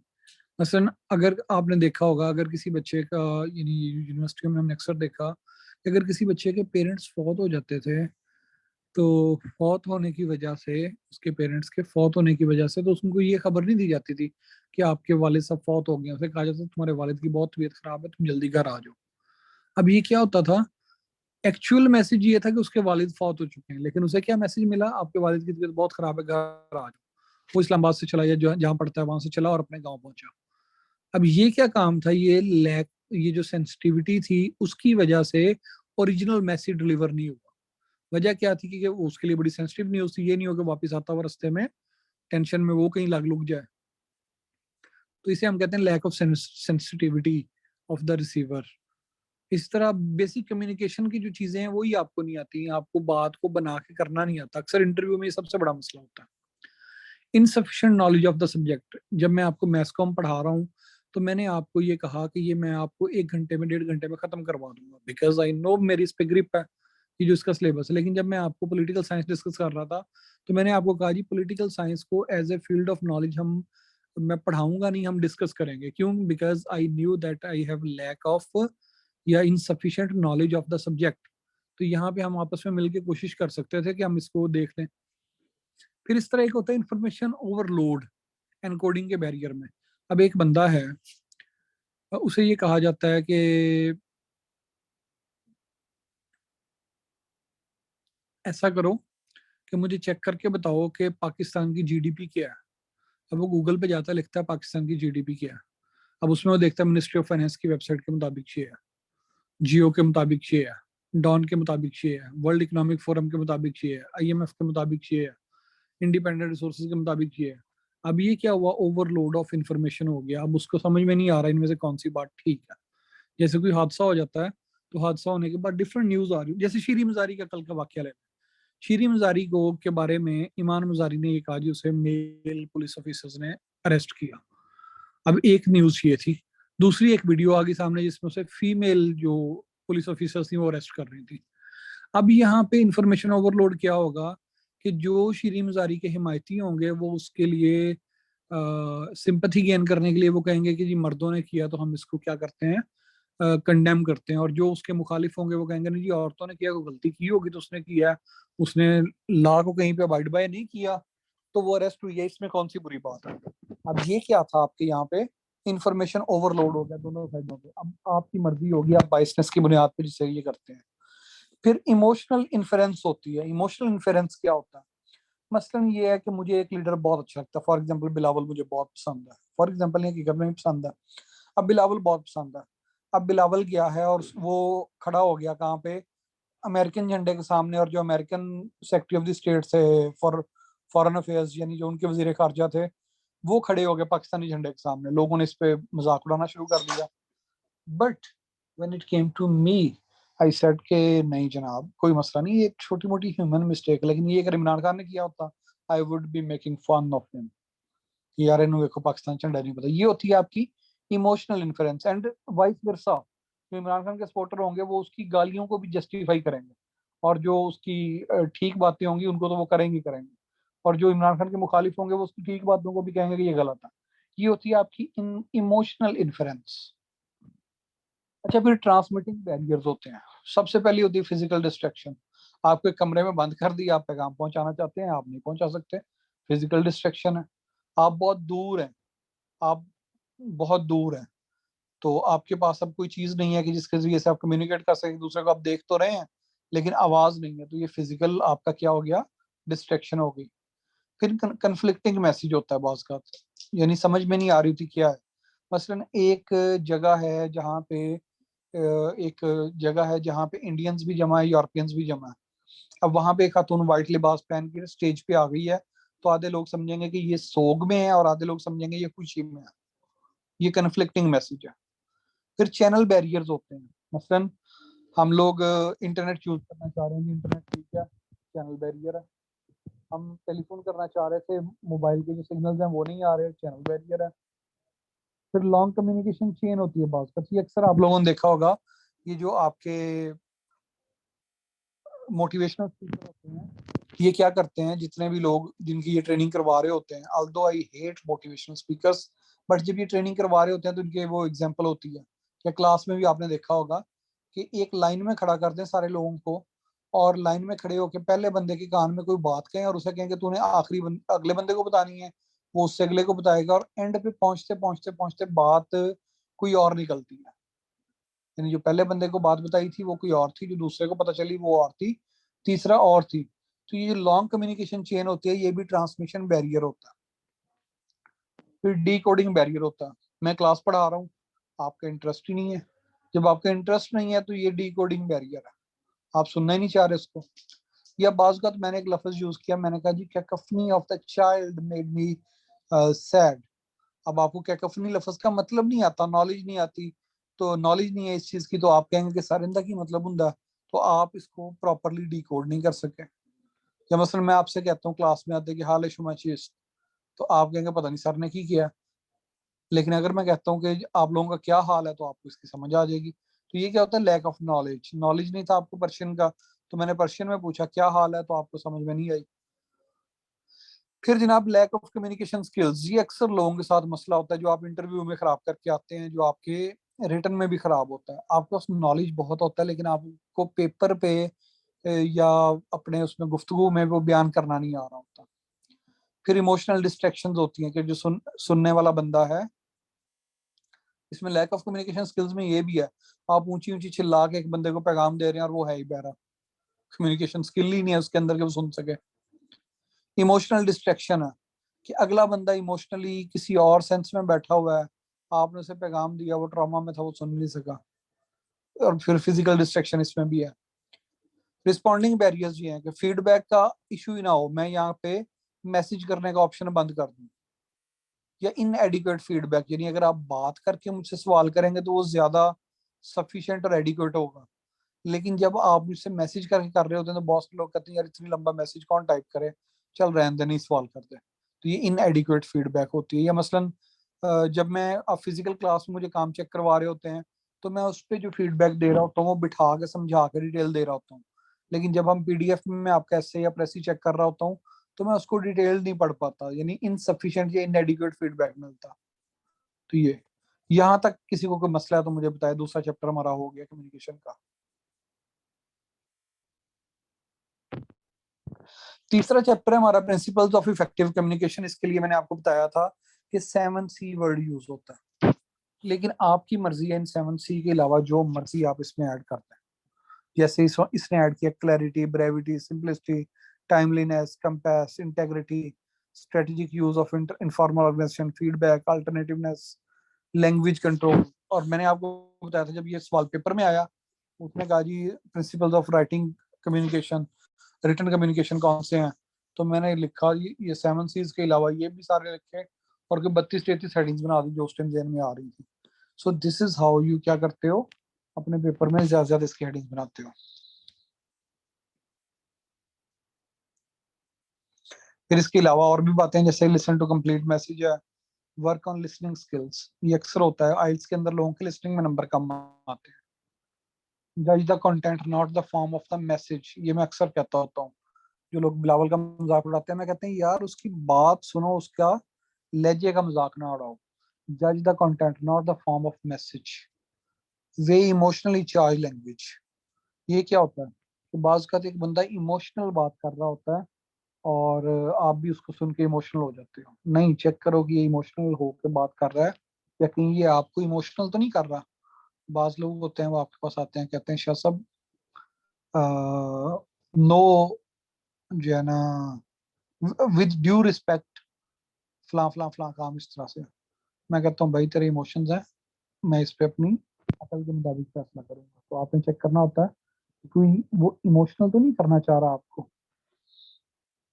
फिर डिस्ट्रैक्शन जो होती है उनको खत्म कर दें। जैसे प्रेसी आप बनाते हैं, एक बड़ा पैराग्राफ होता है, उसका छोटी बात छोटे पैराग्राफ में सारी बातें कर सकते हैं इफेक्टिवली एंड क्रिटिकली। जब आप लिखना है तो उसको इफेक्टिवली क्रिटिकली सोचें। आपके पास उसका एविडेंस है या आप उसको एज्यूम कर रहे हो, उसका इफेक्ट क्या होगा, आप उसमें से किस पैटर्न पे, किस स्ट्रक्चर पे सोच रहे हो, और ब्ला ब्ला, ये सारी बातें आपको आती हैं। प्रिंसिपल्स ऑफ इफेक्टिव कम्युनिकेशन में से कोई सवाल है तो कर लें, हम चौथे सवाल पे जा रहे हैं।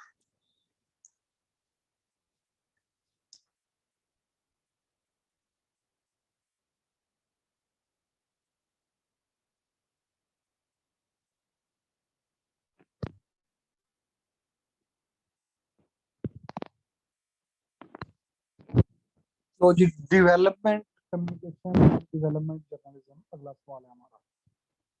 डेवलपमेंट कम्युनिकेशन क्या होती है? डेवलपमेंट कम्युनिकेशन ये होती है कि use of communication to develop, use of communication process to develop. इतनी सी बात है। डेफिनेशन क्या है? Use of communication process to develop humans to develop a nation, to develop a country, to develop a city, कुछ भी develop करने के लिए, किसी भी चीज को पहले से बेहतर करने के लिए कम्युनिकेशन का इस्तेमाल क्या होता है? डेवलपमेंट कम्युनिकेशन होता है। इसमें किस चीज की इंप्रूवमेंट हो सकती है? सोसाइटी की इंप्रूवमेंट हो सकती है, इकोनॉमी की हो सकती है, फिर ड्रामेटिक प्रोग्रेस हो सकती है, जैसे एकदम से कोई चीज हो जाए। फिर प्रोपेगेंडा होता है, उसके जरिए से आप लोगों को उनके आइडियाज को तब्दील कर देते हो और उनको कहते हो कि अब आपकी बात बेहतर हो गई है। जैसे वर्ल्ड वॉर 2 का जो प्रोपेगेंडा था, उस प्रोपेगेंडा ने क्या किया, ये प्रोपेगेंडा की टर्म को नेगेटिव कर दिया गया। उसमें उसमें लोगों के जहनों में नाजीज्म और फाशिज्म के लिए नफरत भर गई। तो लोग ऑटोमेटिकली क्या हो गए, डेवलप हो गए कि जनाब नाजीज्म और फाशिज्म बुरी बात है। फिर जनाब डेवलपमेंट कम्युनिकेशन से आप लोगों को एजुकेट कर सकते हो, स्किल सिखा सकते हो, उनके अंदर सोशल यूनिटी लेके आ सकते हो, उनको मॉडर्नाइज कर सकते हो, उनको आप मॉडर्न कल्चर से आगाह कर सकते हो। आप उनको ट्रेडिशनल चीजों से निकाल के मॉडर्न वेज पे ले आते हो। ठीक है, टॉप डाउन प्रोसेस होता है इसमें। ये जो कम्युनिकेशन होती है ऊपर से नीचे की तरफ जाती है। एलीट क्लास पहले अडॉप्ट करती है, फिर अपर मिडिल क्लास, फिर लोअर मिडिल क्लास, फिर गरीब तबका। बस यही चीजें। डेवलपमेंट जर्नलिज्म जो है ये क्या होती है कि जो सहाफत है उसका इस्तेमाल। सहाफत क्या होती है, जर्नलिज्म क्या होती है? जर्नलिज्म में आपके पास आता है इलेक्ट्रॉनिक मीडिया और प्रिंट मीडिया। इनका इस्तेमाल किस चीज के लिए? डेवलपमेंट के लिए। दैट्स इट, कोई इसमें खास चीज नहीं है, दोनों सेम ही चीजें हैं। बस जो सवाल आ जाए आपने उसको कम्युनिकेशन में आपने कहना है कम्युनिकेशन का इस्तेमाल किसके लिए? डेवलपमेंट के लिए। जर्नलिज्म में सहाफत का इस्तेमाल डेवलपमेंट के लिए। अब सहाफत जो होती है इसमें जो आपने वो न्यूज पढ़ा था, सब एडिटिंग पढ़ी थी, रिपोर्टिंग पढ़ी थी, कॉलम पढ़ा था और एडिटोरियल पढ़ा था, उन सब चीजों का डेवलपमेंट में इस्तेमाल करना, सोसाइटी को डेवलप करने पे इस्तेमाल करना, ये आपकी डेवलपमेंट जर्नलिज्म है।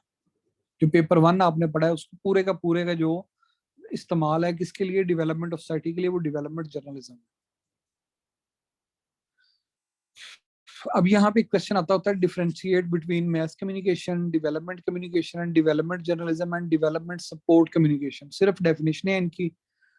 मैस कम्युनिकेशन क्या होती है इसका आपको पता है कि जनाब मैसेज तक कोई पैगाम पहुंचाना मैस कम्युनिकेशन है। डेवलपमेंट कम्युनिकेशन क्या है कि use of communication technology for the development of society, ये आपकी कम्युनिकेशन डेवलपमेंट है। डेवलपमेंट जर्नलिज्म क्या है? यूज ऑफ जर्नलिस्टिक जो आपके पास इंस्ट्रूमेंट्स हैं फॉर डेवलपमेंट ऑफ सोसाइटी। और आखिरी जो इसमें आपके पास जो आपके लिए मुश्किल होगा, that is development support communication. Development support communication क्या होती है? इसमें ये होता है कि आप बेसिकली डेवलपमेंट करवाने के लिए कम्युनिकेशन खुद डायरेक्टली कुछ नहीं कर रही होती, बल्कि कम्युनिकेशन सपोर्ट कर रही होती है किसी भी चीज को। फॉर एग्जांपल, आप कहते हैं कि पाकिस्तान के अंदर जो विमेन राइट्स हैं इनके ऊपर एक नया कानून आना चाहिए। अब ये नया कानून आना क्या है? डेवलपमेंट है। अब आम आदमी इसको एनफोर्स नहीं कर सकता। इसको सिर्फ कौन कर सकती है? काबीना कर सकती है या लेजिस्लेचर कर सकती है। अब आप क्या करते हो? कम्युनिकेशन यूज करते हो, ट्विटर पे ट्रेंड बनाते हो कि जनाब ये मामला जो है इसको काबीना जेरे बहस लेके आए। ये क्या हुआ? आपने कम्युनिकेशन की सपोर्ट ली किस चीज के लिए? डेवलपमेंट के लिए। सिविल सोसाइटी कम्युनिकेशन की मदद से क्या करती है? डेवलपमेंट में लोगों का वो करती है, ध्यान इस तरफ करवाती है कि आप इस काम को करो जो भी उसके होते हैं।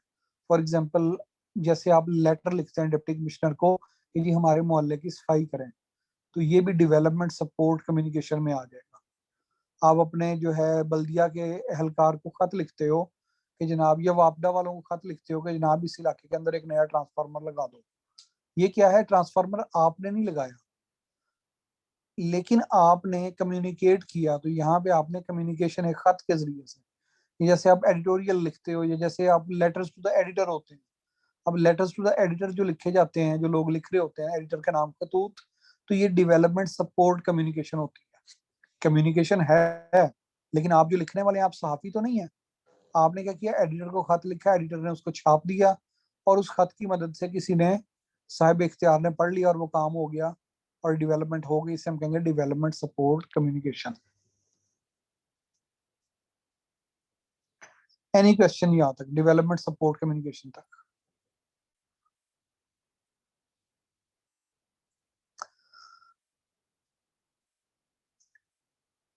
Yes, to support any cause through communication, simply development support communication ये होगा।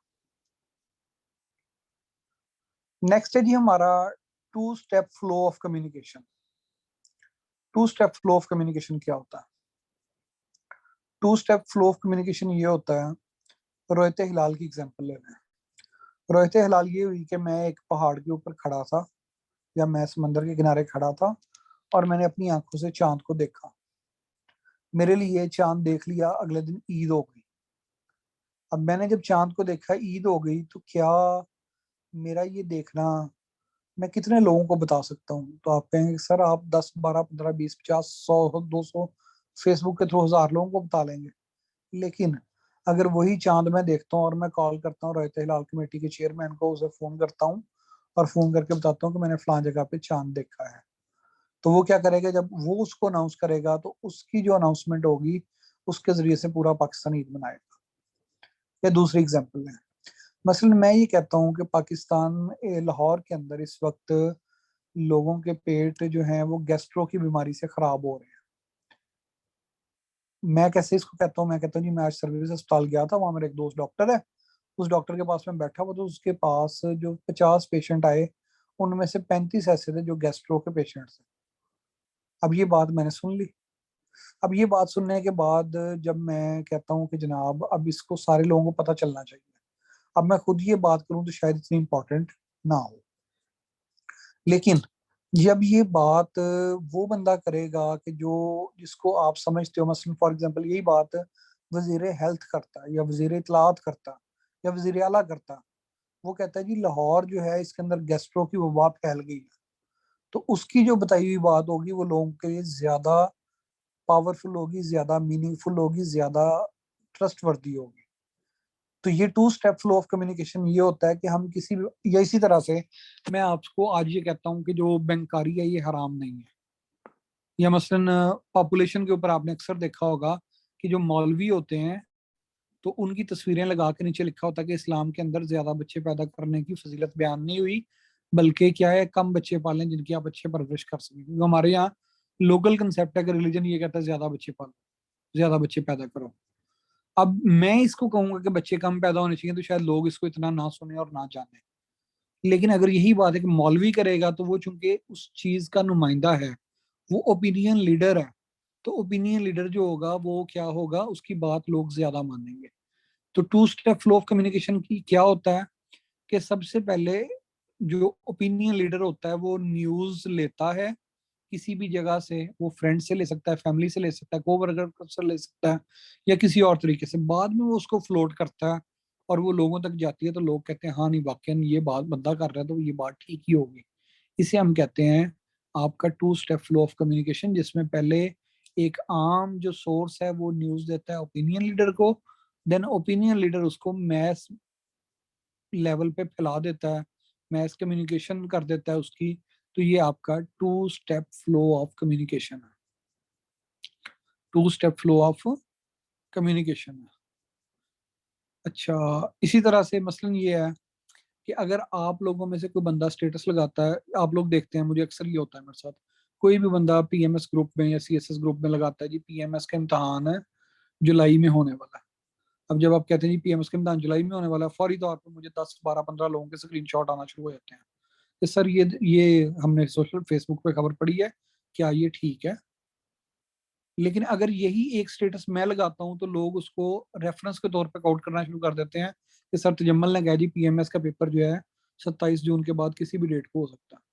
अब क्या है कि मैं इस मामले में ओपिनियन लीडर हूँ, क्योंकि मेरी एक फैन फॉलोइंग है, लोग जानते हैं कि ये बंदा जो खबर देता है पेपरों के हवाले से, कमीशन के हवाले से, तो वो ठीक होती है। अब मेरे जो स्टूडेंट्स पीपीएससी में जॉब करते हैं, इवन वो भी मुझे वो आके सोशल मीडिया पे अपलोड करें तो शायद उसकी इतनी वैल्यू ना हो जितनी मेरी करने की वैल्यू होगी, क्योंकि लोग रिकॉग्नाइज करते हैं मुझे as an opinion leader when it comes to competitive exams.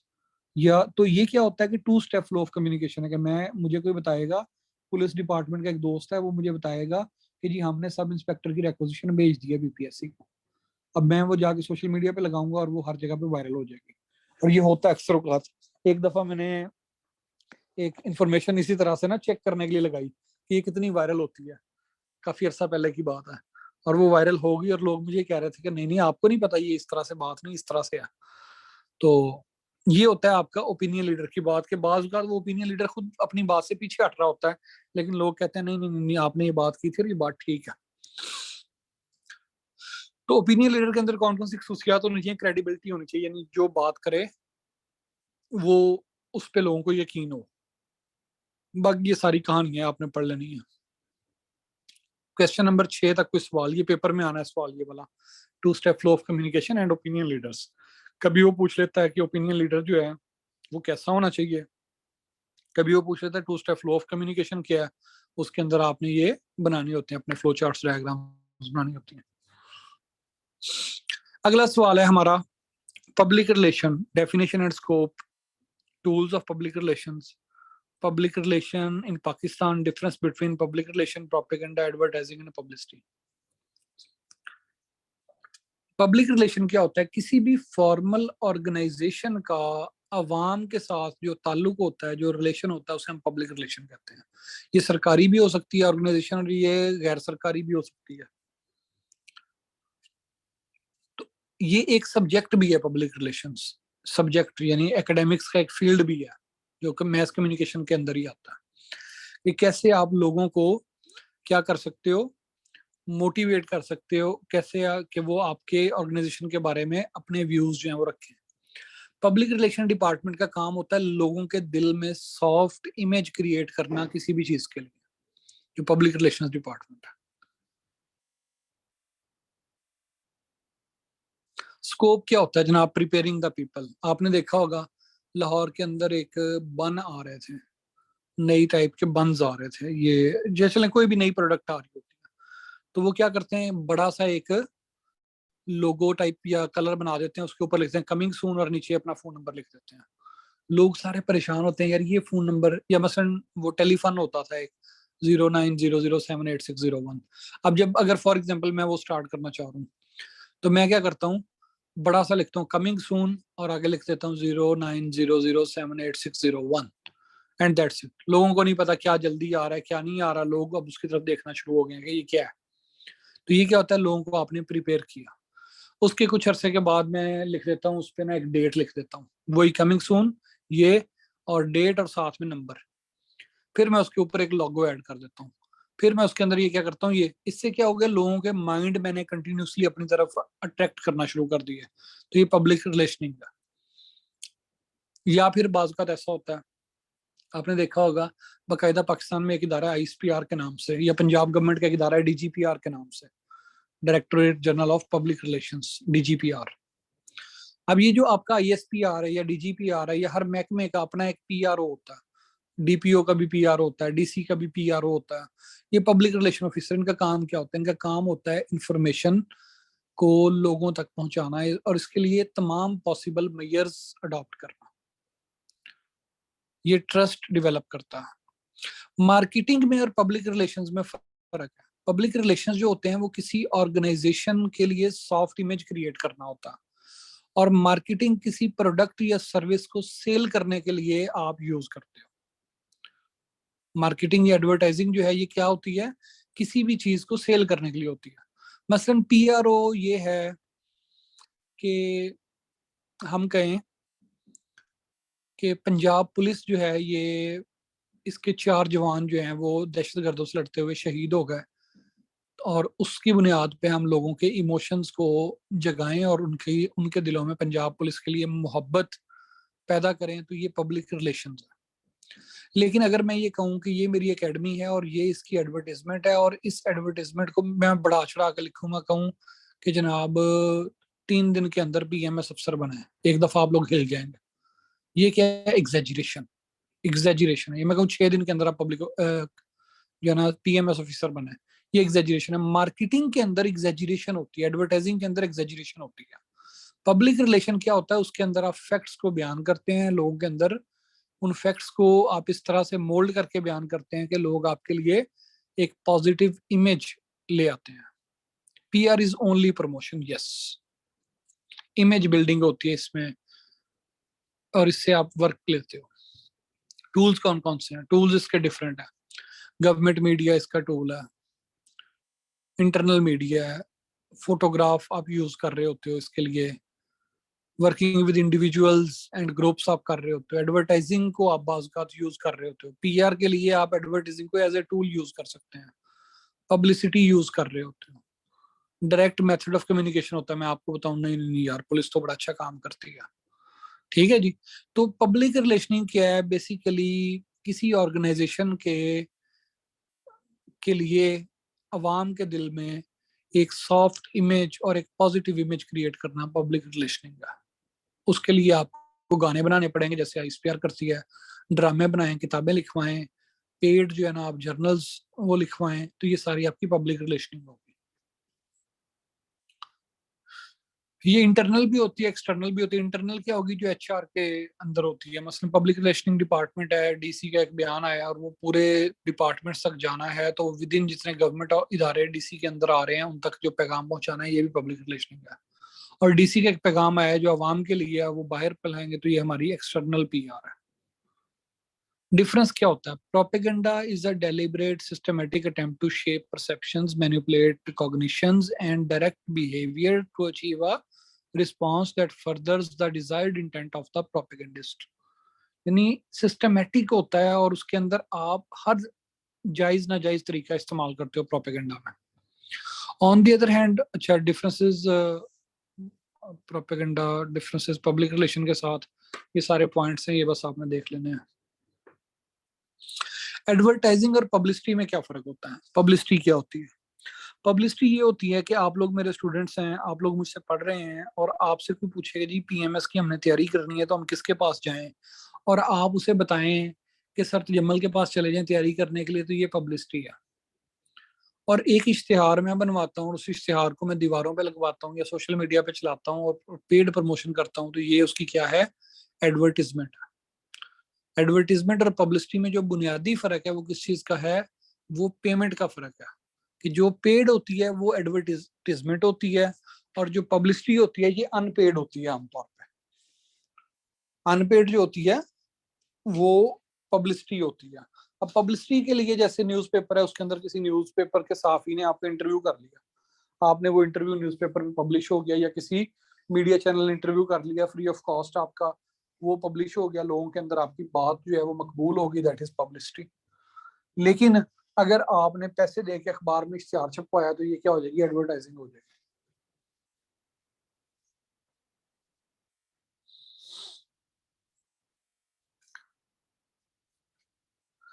अच्छा, यहाँ पे एक क्वेश्चन आता होता है, advertising as a blood to जो है ना आपके मीडिया। एडवर्टीजमेंट जो होती है इसकी बेस पे आपके अखबार, आपके चैनल, आपकी जो वेबसाइट्स हैं वो चल रही होती हैं एडवर्टीजमेंट की बेस पे। ये जो आपको यूट्यूब पे चैनल बनाते हैं और कहते हैं जी यूट्यूब से पैसा कमाएं, वो पैसा कैसे आ रहा होता है? जब यूट्यूब पे लोग जाके देखते हैं तो उससे पहले आप एक वीडियो आती है, वो वीडियो जो है आप उसको पहले 5 सेकंड देखते हैं, फिर आप उसको स्किप कर सकते हैं।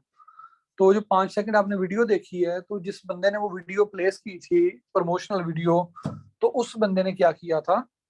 यूट्यूब को पैसे दिए थे, और उन पैसों में से एक माइनर का माइन्यूट सी अमाउंट उस कंटेंट क्रिएटर को जाएगी जिसके गाने से पहले, जिसकी वीडियो से पहले वो क्या चला है आपका, वो एडवर्टीजमेंट चली गया।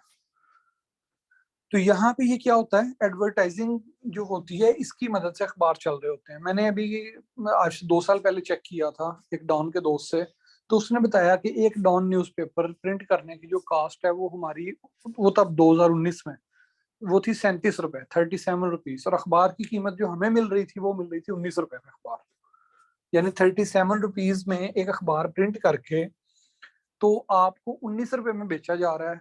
जो बाकी दरमियान में कॉस्ट है वो कैसे पूरी हो रही है?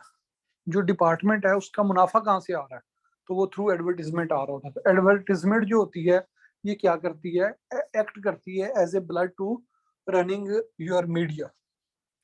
हाँ जी, यहाँ पे कोई मुझसे सवाल करें, एडवर्टीजमेंट किस किस तरह की हो सकती है?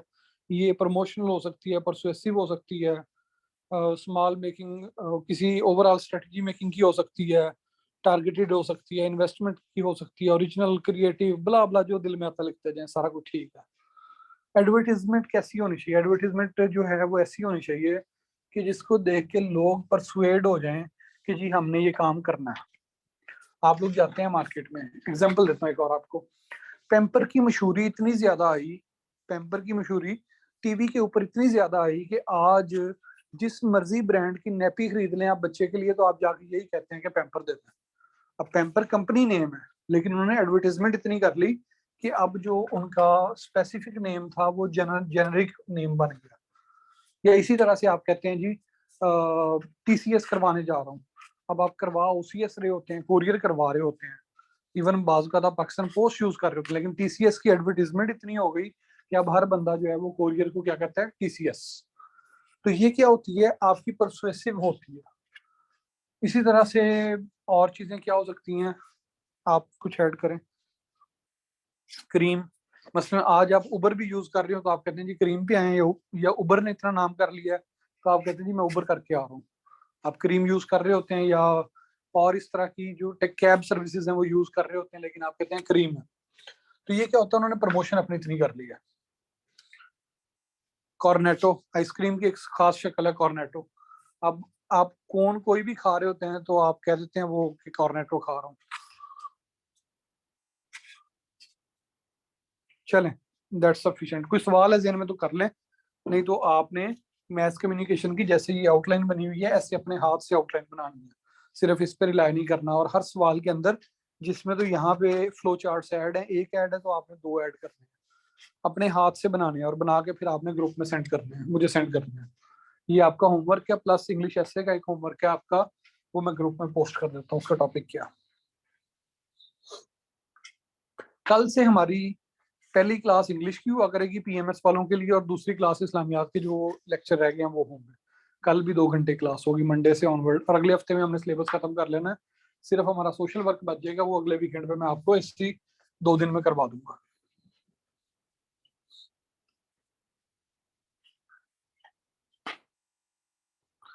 ओ, पेपर की डिस्कशन में भूल गया था, अभी करवा देता हूँ।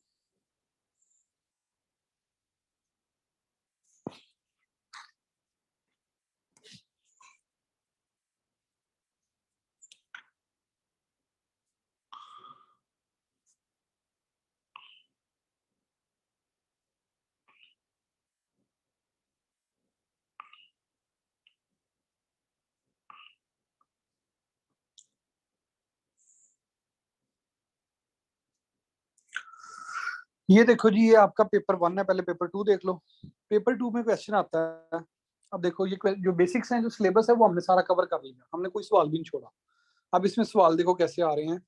कहते जी, why most of the television morning shows are not compatible with the cultural values of Pakistan. अब जो मॉर्निंग शोज होते हैं, ये पाकिस्तान की जो एथिकल वैल्यूज हैं, मोरल वैल्यूज हैं, कल्चरल वैल्यूज हैं, उनके साथ कंपेटिबल क्यों नहीं है। फिर नंबर 1 पे ये क्वेश्चन है, यानी रीजन पूछ रहा है कि जो ये हैं ये क्यों नहीं। तो रीजन क्या हो सकते हैं, जेनरिक रीजन है।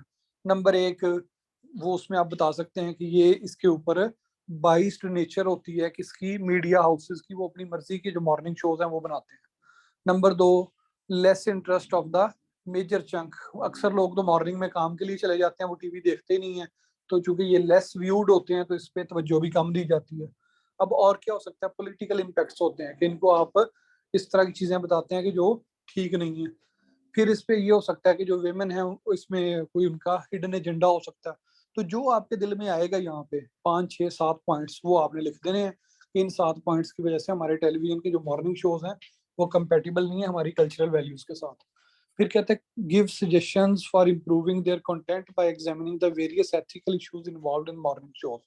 तो एथिकल इश्यूज कौन कौन से हैं, तो एथिकल इश्यूज पाकिस्तान के मॉर्निंग शोज में है, जैसे फॉर एग्जांपल उसके अंदर बहुत ज्यादा जो गेस्ट बुलाए जा रहे हैं वो अनएथिकल किस्म के लोग होते हैं, वो आपके कल्चर के मुताबिक नहीं होते। वो जनाब उसके अंदर कुछ चीजें ऐसी, मसलन एक्सरसाइजेस की ऐसी तस्वीर और वो ड्रेसिंग ऐसी होती है जो नामुनासिब होती है, बला बला, ये सारा कुछ। Explain the arguments with different examples, फिर आप इसके एग्जांपल्स दें, उसने कहा। अब ये क्या है, जनरल क्वेश्चन है, इस ये आपको किसी बुक से नहीं मिलना। आप कहें ये किसी बुक से तैयार हो जाए तो बुक से तैयार नहीं होना। ये जिसने देखा होगा मॉर्निंग शो 1 2 4 देखे होंगे वही इस पे आंसर कर सकेगा। बट अगेन मैं आपसे ये कहूंगा कि जो इस तरह के सवाल हो जिसके अंदर कंट्रोवर्सी हो, मसलन खातून का एक्सरसाइज करना और उसके लिए डिफरेंट पोज बनाना कि वो कैसे झुकेगी, कैसे वो मूव करेगी, अब ये जो बात है ये कंट्रोवर्शियल है। फेमिनिस्ट कहेंगे कि बॉडी पार्ट्स हैं, कोई बात नहीं है, नॉर्मल है, एक्सरसाइज अगर मर्द कर सकते हैं तो औरतें भी कर सकती हैं। लेकिन जो रिलीजियस बंदा होगा वो कहेगा नहीं जनाब, उससे बॉडी पार्ट्स नजर आ रहे हैं और ये गलत है और ऐसा और वैसा, ये सारा कुछ। तो ऐसे क्वेश्चन को अटेम्प्ट कोशिश करें ना करें जिसमें कंफ्लिक्ट हो। लेकिन मैंने बता दिया कि इसको कैसे करना है। आपने जनरली बता देना है कि इसमें कौन कौन से इश्यूज हैं और क्यों हैं उसमें आप, और नंबर 2 पे आप क्या करेंगे, उसके सोल्यूशन बता देंगे। फिर है जी define development communication and development support communication. अब दोनों के आपने क्या करना है, डिफाइन करना है। फिर कहता है also discuss a case study of development communication that contributed in the development of any sector in Pakistan। Development communication से कौन सा सेक्टर है जो मतलब वो सामने आया है डेवलपमेंट। तो आप इसमें ले सकते हैं कि मसलन वेमेन डेवलपमेंट का आप इसमें केस ले सकते हैं कि खवातीन के ऊपर, या क्लाइमेट चेंज ले लें, ऐसा टॉपिक लें जिसके ऊपर वो नहीं हो, आप क्लाइमेट चेंज ले लें। आप कहें जी डेवलपमेंट कम्युनिकेशन के थ्रू लोगों ने बहुत बड़ी तादाद में पौधे लगाए हैं, स्टेट जो है उसने भी पौधे लगाए हैं। भाषा डैम भी ले सकते हैं। तो कोई एक एग्जांपल लेनी है, उस एग्जांपल में फिर आपने बताना है कौन कौन से एक्ट्स हुए और सारा कुछ हुआ। तो ये डेवलपमेंट कम्युनिकेशन की डेफिनेशन हो जाएगी। उसके बाद सपोर्ट कम्युनिकेशन की डेफिनेशन हो जाएगी। नीचे उसने पूछा डेवलपमेंट कम्युनिकेशन का, तो आपने इसमें बता देना कि ये इस तरह से हमारी चीजें बेहतर हुई हैं। फिर कहते हैं explain the complex process of communication with the reference to Shannon and Weaver model of communication in detail। अब Shannon and Weaver मेरे ज़हन से निकल गया, लेकिन शायद ये SMC आ रही है, देख लीजिएगा इसको। फिर कहते हैं जी political polarisation of Pakistani news anchor disturbs the credibility of news and views on current affairs talk shows in Pakistan. कहता है कि जो पॉलिटिकल पोलराइजेशन है इसकी वजह से जो न्यूज है उसकी जो अहमियत और क्रेडिबिलिटी है वो खराब हो रही है। न्यूज की जो है, आगे ये सवाल नहीं थे, ये उसका कमेंट था। आगे सवाल क्या है, सवाल कहता है एन्यूमरेट। एन्यूमरेट का मतलब होता है नंबर, नंबरिंग दें, नंबरों के साथ आपने करना है। एन्यूमरेट जब आ जाए क्वेश्चन में तो उसमें आपने कहना है कि following are the reason behind, उसमें नंबर 1 ये, नंबर 2 ये, नंबर 3 ये, नंबर 4 ये। तो एन्यूमरेट का मतलब होता है नंबर के साथ बताएं। रैपिडली इंक्रीजिंग दिस ट्रेंड, सबसे पहले वो कहता है write down your answer with examples. अब इसकी एग्जांपल्स भी दें। एन्यूमरेट में आप एग्जांपल दे सकते हैं कि जी ARY जो है वो क्या करता है, न्यूज को एक पॉलिटिकल पार्टी के हक में बात करता है, जियो जो है वो दूसरी पार्टी के हक में बात करता है। अब जो इनसे वाबस्ता दीगर चैनल है उनमें भी यही सूरत है, और इस तरह से आप एग्जाम्पल दे सकते हैं। आपको वाज़ेह तौर पे पता है कि इमरान जो खान है, जो एंकर है, वो PTI का हिमायती है, ठीक है। साबिर शाकिर PTI का हिमायती है। हसन निसार PTI का हिमायती है। अच्छा, लफाफा साफी सीरियल अलमेडा जो है वो नून लीग का हिमायती है। फलां जो है वो इसका हिमायती है। तो इस तरह से आप उस पर कर लेते हैं। वसतुल्लाह खान इसका ही है। चैनल्स के नेम भी लिखने हैं, डेफिनेटली वो कह रहा है लिखे, चैनल्स के नेम लिखे हैं, बंदों के नेम लिखे हैं, वो कह रहा है कि इसमें लिखे तो लिखने पड़ेंगे। फिर कहते हैं what do you know about communication and effective communication. Communication और इफेक्टिव कम्युनिकेशन क्या होती है। कम्युनिकेशन का मतलब होता है कि पैगाम एक जगह दूसरी का पहुंचा देना। इफेक्टिव ये है कि उस पैगाम को पहुंचाने के बाद, यानी उसके अंदर विदाउट नॉइज, विदाउट बैरियर्स पैगाम पहुंचाना। कम्युनिकेशन ये है कि मैं आपको देख के हाथ हिला दूं दूर से तो ये कम्युनिकेशन है, लेकिन मैं आपको देख के मुस्कुराऊं और मैं जाहिर करूं, हाथ हिलाऊं साथ में, और मैं बताऊं कि मैं आपकी इज्जत और एहतराम करता हूं, तो ये इफेक्टिव कम्युनिकेशन होगी। तो communication, effective communication, yes, feedback भी आएगा उसमें। Also explain that why language is the best and worst means of communication. Language जो है ये बेस्ट क्यों है और वर्स्ट क्यों है। तो लैंग्वेज आप उसमें बताएंगे कि जनाब लैंग्वेज जो होती है इसके थ्रू हम लोग अच्छा कम्युनिकेट कर सकते हैं। उसमें वही कि एक इम्पैक्ट होती है, बात टू द पॉइंट होती है। और वर्स्ट क्यों है कि एक बात के एक से ज्यादा मतलब निकल आते हैं। लैंग्वेज जो होती है लोगों को बात समझ में नहीं आती। जो आपने लिखा है वो राइटिंग स्टाइल खराब होता है, आपके अल्फाज का चुनाव डिफरेंट होता है। जो इसमें आप लिखना चाहें वो लिख लें। फिर कहते हैं who introduce two step flow of communication theory and what was the purpose. Write comprehensive note on two nation theory, also explain the role of opinion leader. ये हमने पूरा सवाल ऐसे ही पढ़ लिया। फिर कहते हैं Pakistani media is playing significant role in creating awareness on development issues of the country and among general public. Write detailed answer in favour of the statement and explain with examples. अगेन वही कि पाकिस्तानी मीडिया के positive impacts जो हैं वो आपने बताने हैं कि नई इकोनॉमी खुल रही है, लोग एजुकेट हो रहे हैं, एंटरटेनमेंट मिल रही है, पॉलिटिकल अवेयरनेस आ रही है, लोग प्लूरलिस्ट हो रहे हैं, ब्ला ब्ला, जो पॉजिटिव चीजें हैं वो बतानी है। Development is positive. फिर कहता है जी write short notes on the following difference between advertising and publicity. Advertising and publicity मैंने आपको बुनियादी डिफरेंस बताया था, क्या होता है, पैसों का होता है। फिर एग्जेजरेशन का होता है, publicity is normal, advertisement is exaggerating. Qualities of opinion leader, ऊपर भी सवाल आ गया नीचे भी आ गया। फिर कहता है डिफाइन प्रोपेगेंडा। प्रोपेगेंडा को डिफाइन करें, उसकी आपने एग्जांपल दे देनी वर्ल्ड war 2 की। Encoding and decoding the message, जो ऊपर कम्युनिकेशन में भी है। यानी देखिए इसमें सवाल सारे के सारे रिपीट हो रहे हैं, गिने चुने सवाल हैं और जेनरिक सवाल हैं, सफे काले करके आने हैं, इसमें आप फेल नहीं होता है। दूसरा पेपर यानी पेपर 1 जो कल हमने पढ़ा था। Do you think Pakistani media played a responsible role regarding the coverage on coronavirus?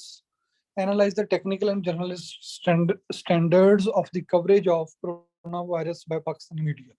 आप पहले इसमें बताएंगे, सॉरी क्या आपको सवाल किया।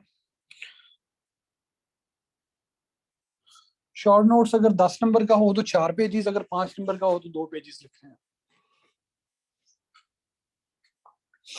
जैसे पेपर 1 में जो शॉर्ट नोट्स हैं 10-10 नंबर के, तो 4 साइडें लिखनी है इस पर। फिर कहता है do you think Pakistani media played a responsible role regarding the coverage of corona virus, analyse the technical and journalistic standards of the coverage of corona virus by Pakistani media. कहानी है सारी कोरोना वायरस के बारे में, जो मर्जी लिखे। फिर कहता है theatre of mind can be created using sound only. जुमला पढ़िएगा, अ theatre of mind can be created using sound only. Critically evaluate the role of FM radio in urban and rural areas of Pakistan. Why radio transmission needs to be different in urban and rural areas of Pakistan in terms of content, language and expression. शहरों के अंदर जो आपका media होता है, जो ये आपका रेडियो होता है, एफएम रेडियो, उसके मसाइल क्या हो सकते हैं शहरों के अंदर।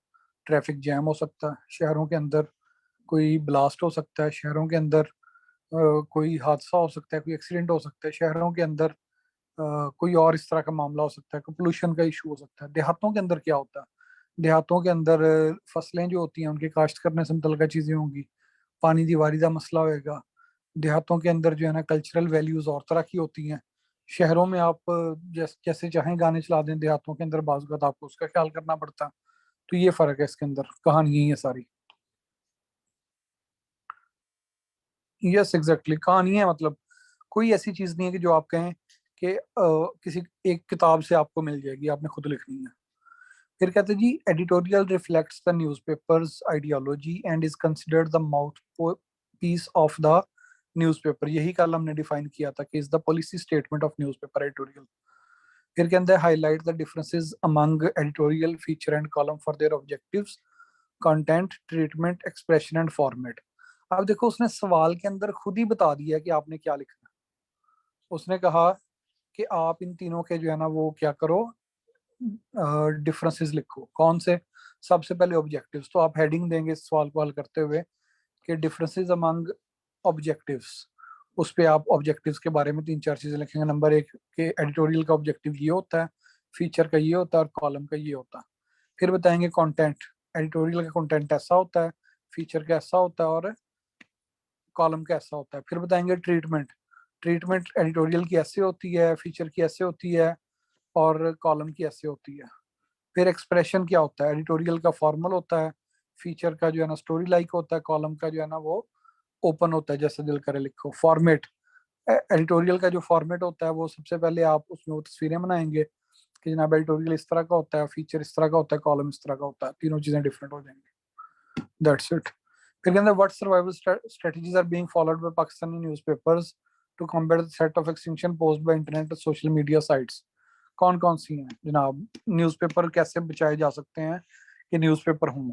नंबर 1 उसमें न्यूज़पेपर का ये है कि जनाब वो क्या करते हैं, इश्तिहार लेते हैं। नंबर 2 ये है कि लोगों को, बहरहाल ये भी ऐसे जना सा क्वेश्चन, दफा करें से। We got to discuss the extremely distorted portrayal of Pakistani socio-cultural values in television advertisements and also suggest available statutory and non statutory options for effectively regulating TV advertising in our country. ये जो सवाल है ये आपका, वो जो कल मैंने कहा था पेमरा लॉज आपने पढ़ने हैं, तो ये उसमें से आ रहा है। ये पेमरा लॉज वाला सवाल जो है वो उसके रेफरेंसेस कह रहा है, स्टैचुरी एंड नॉन स्टैचुरी, ये उस पे आ रहा है।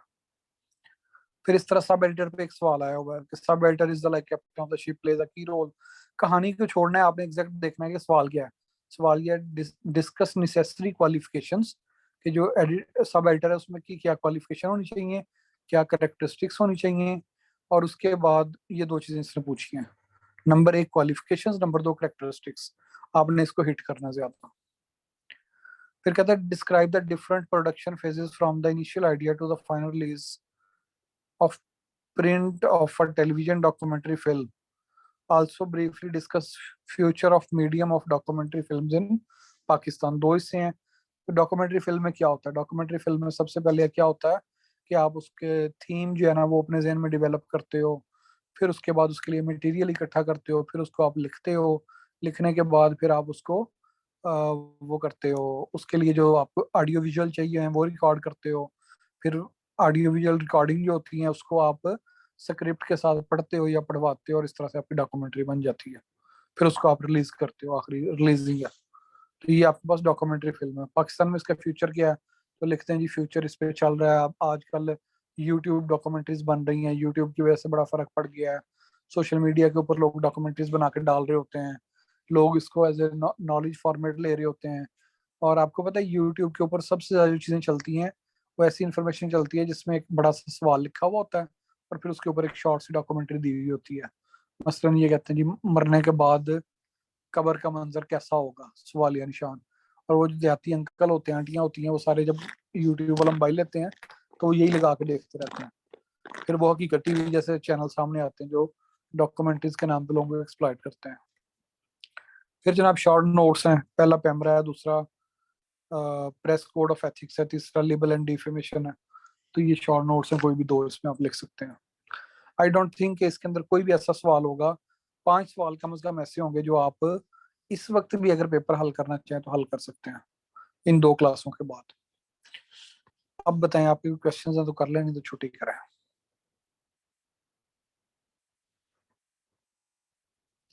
और आपको आखिरी बात, जहाँ पे कुछ ना लगे वहां पे एच पेस्टल जरूर लगेगा, ये मैं आपको बता रहा हूँ। जहाँ पे सवाल ना आता हो और कुछ ना लग रहा हो वहां पे एच पेस्टल जरूर लगेगा। Historical, political, economic, social, technological, environmental, legal, ethical, ये जरूर लगेगा। जहाँ पे आपको सवाल में ब्रेनस्टॉर्मिंग मसला हो रहा हो वहाँ एच पेस्टल लगा दें। वहां पे लेवल्स ऑफ एनालिसिस लगा दें जो आपको एसए में बताया था। वहां पे आप पॉलिसी मेकिंग साइकिल लगा दें जो हमने पब्लिक एड में और एसए में पढ़ा था, पॉलिसी मेकिंग साइकिल वो लगा दें। जिस इन तीनों में से कोई एक लगा दें लाजमी तौर पे। मैं जब सवाल अटेम्प्ट करता था पीएमएस के पेपरों में, तो एक सवाल में पॉलिसी मेकिंग साइकिल बनाता था, एक सवाल में मैं एच पेस्टल एनालिसिस लगाता था, एक में लेवल्स ऑफ एनालिसिस, एक में लेवल्स और एच पेस्टल को मिक्स करके, और एक के अंदर कोई जो स्पेसिफिक सब्जेक्ट का क्वेश्चन होता था वो करता था।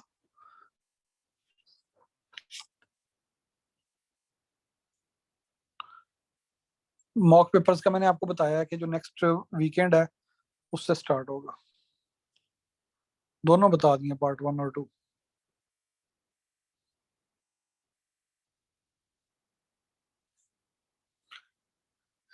ठीक है जी, आप लोग अपना ख्याल रखिएगा। अल्लाह हाफिज। कल मिलते हैं इंशाल्लाह 5 बजे।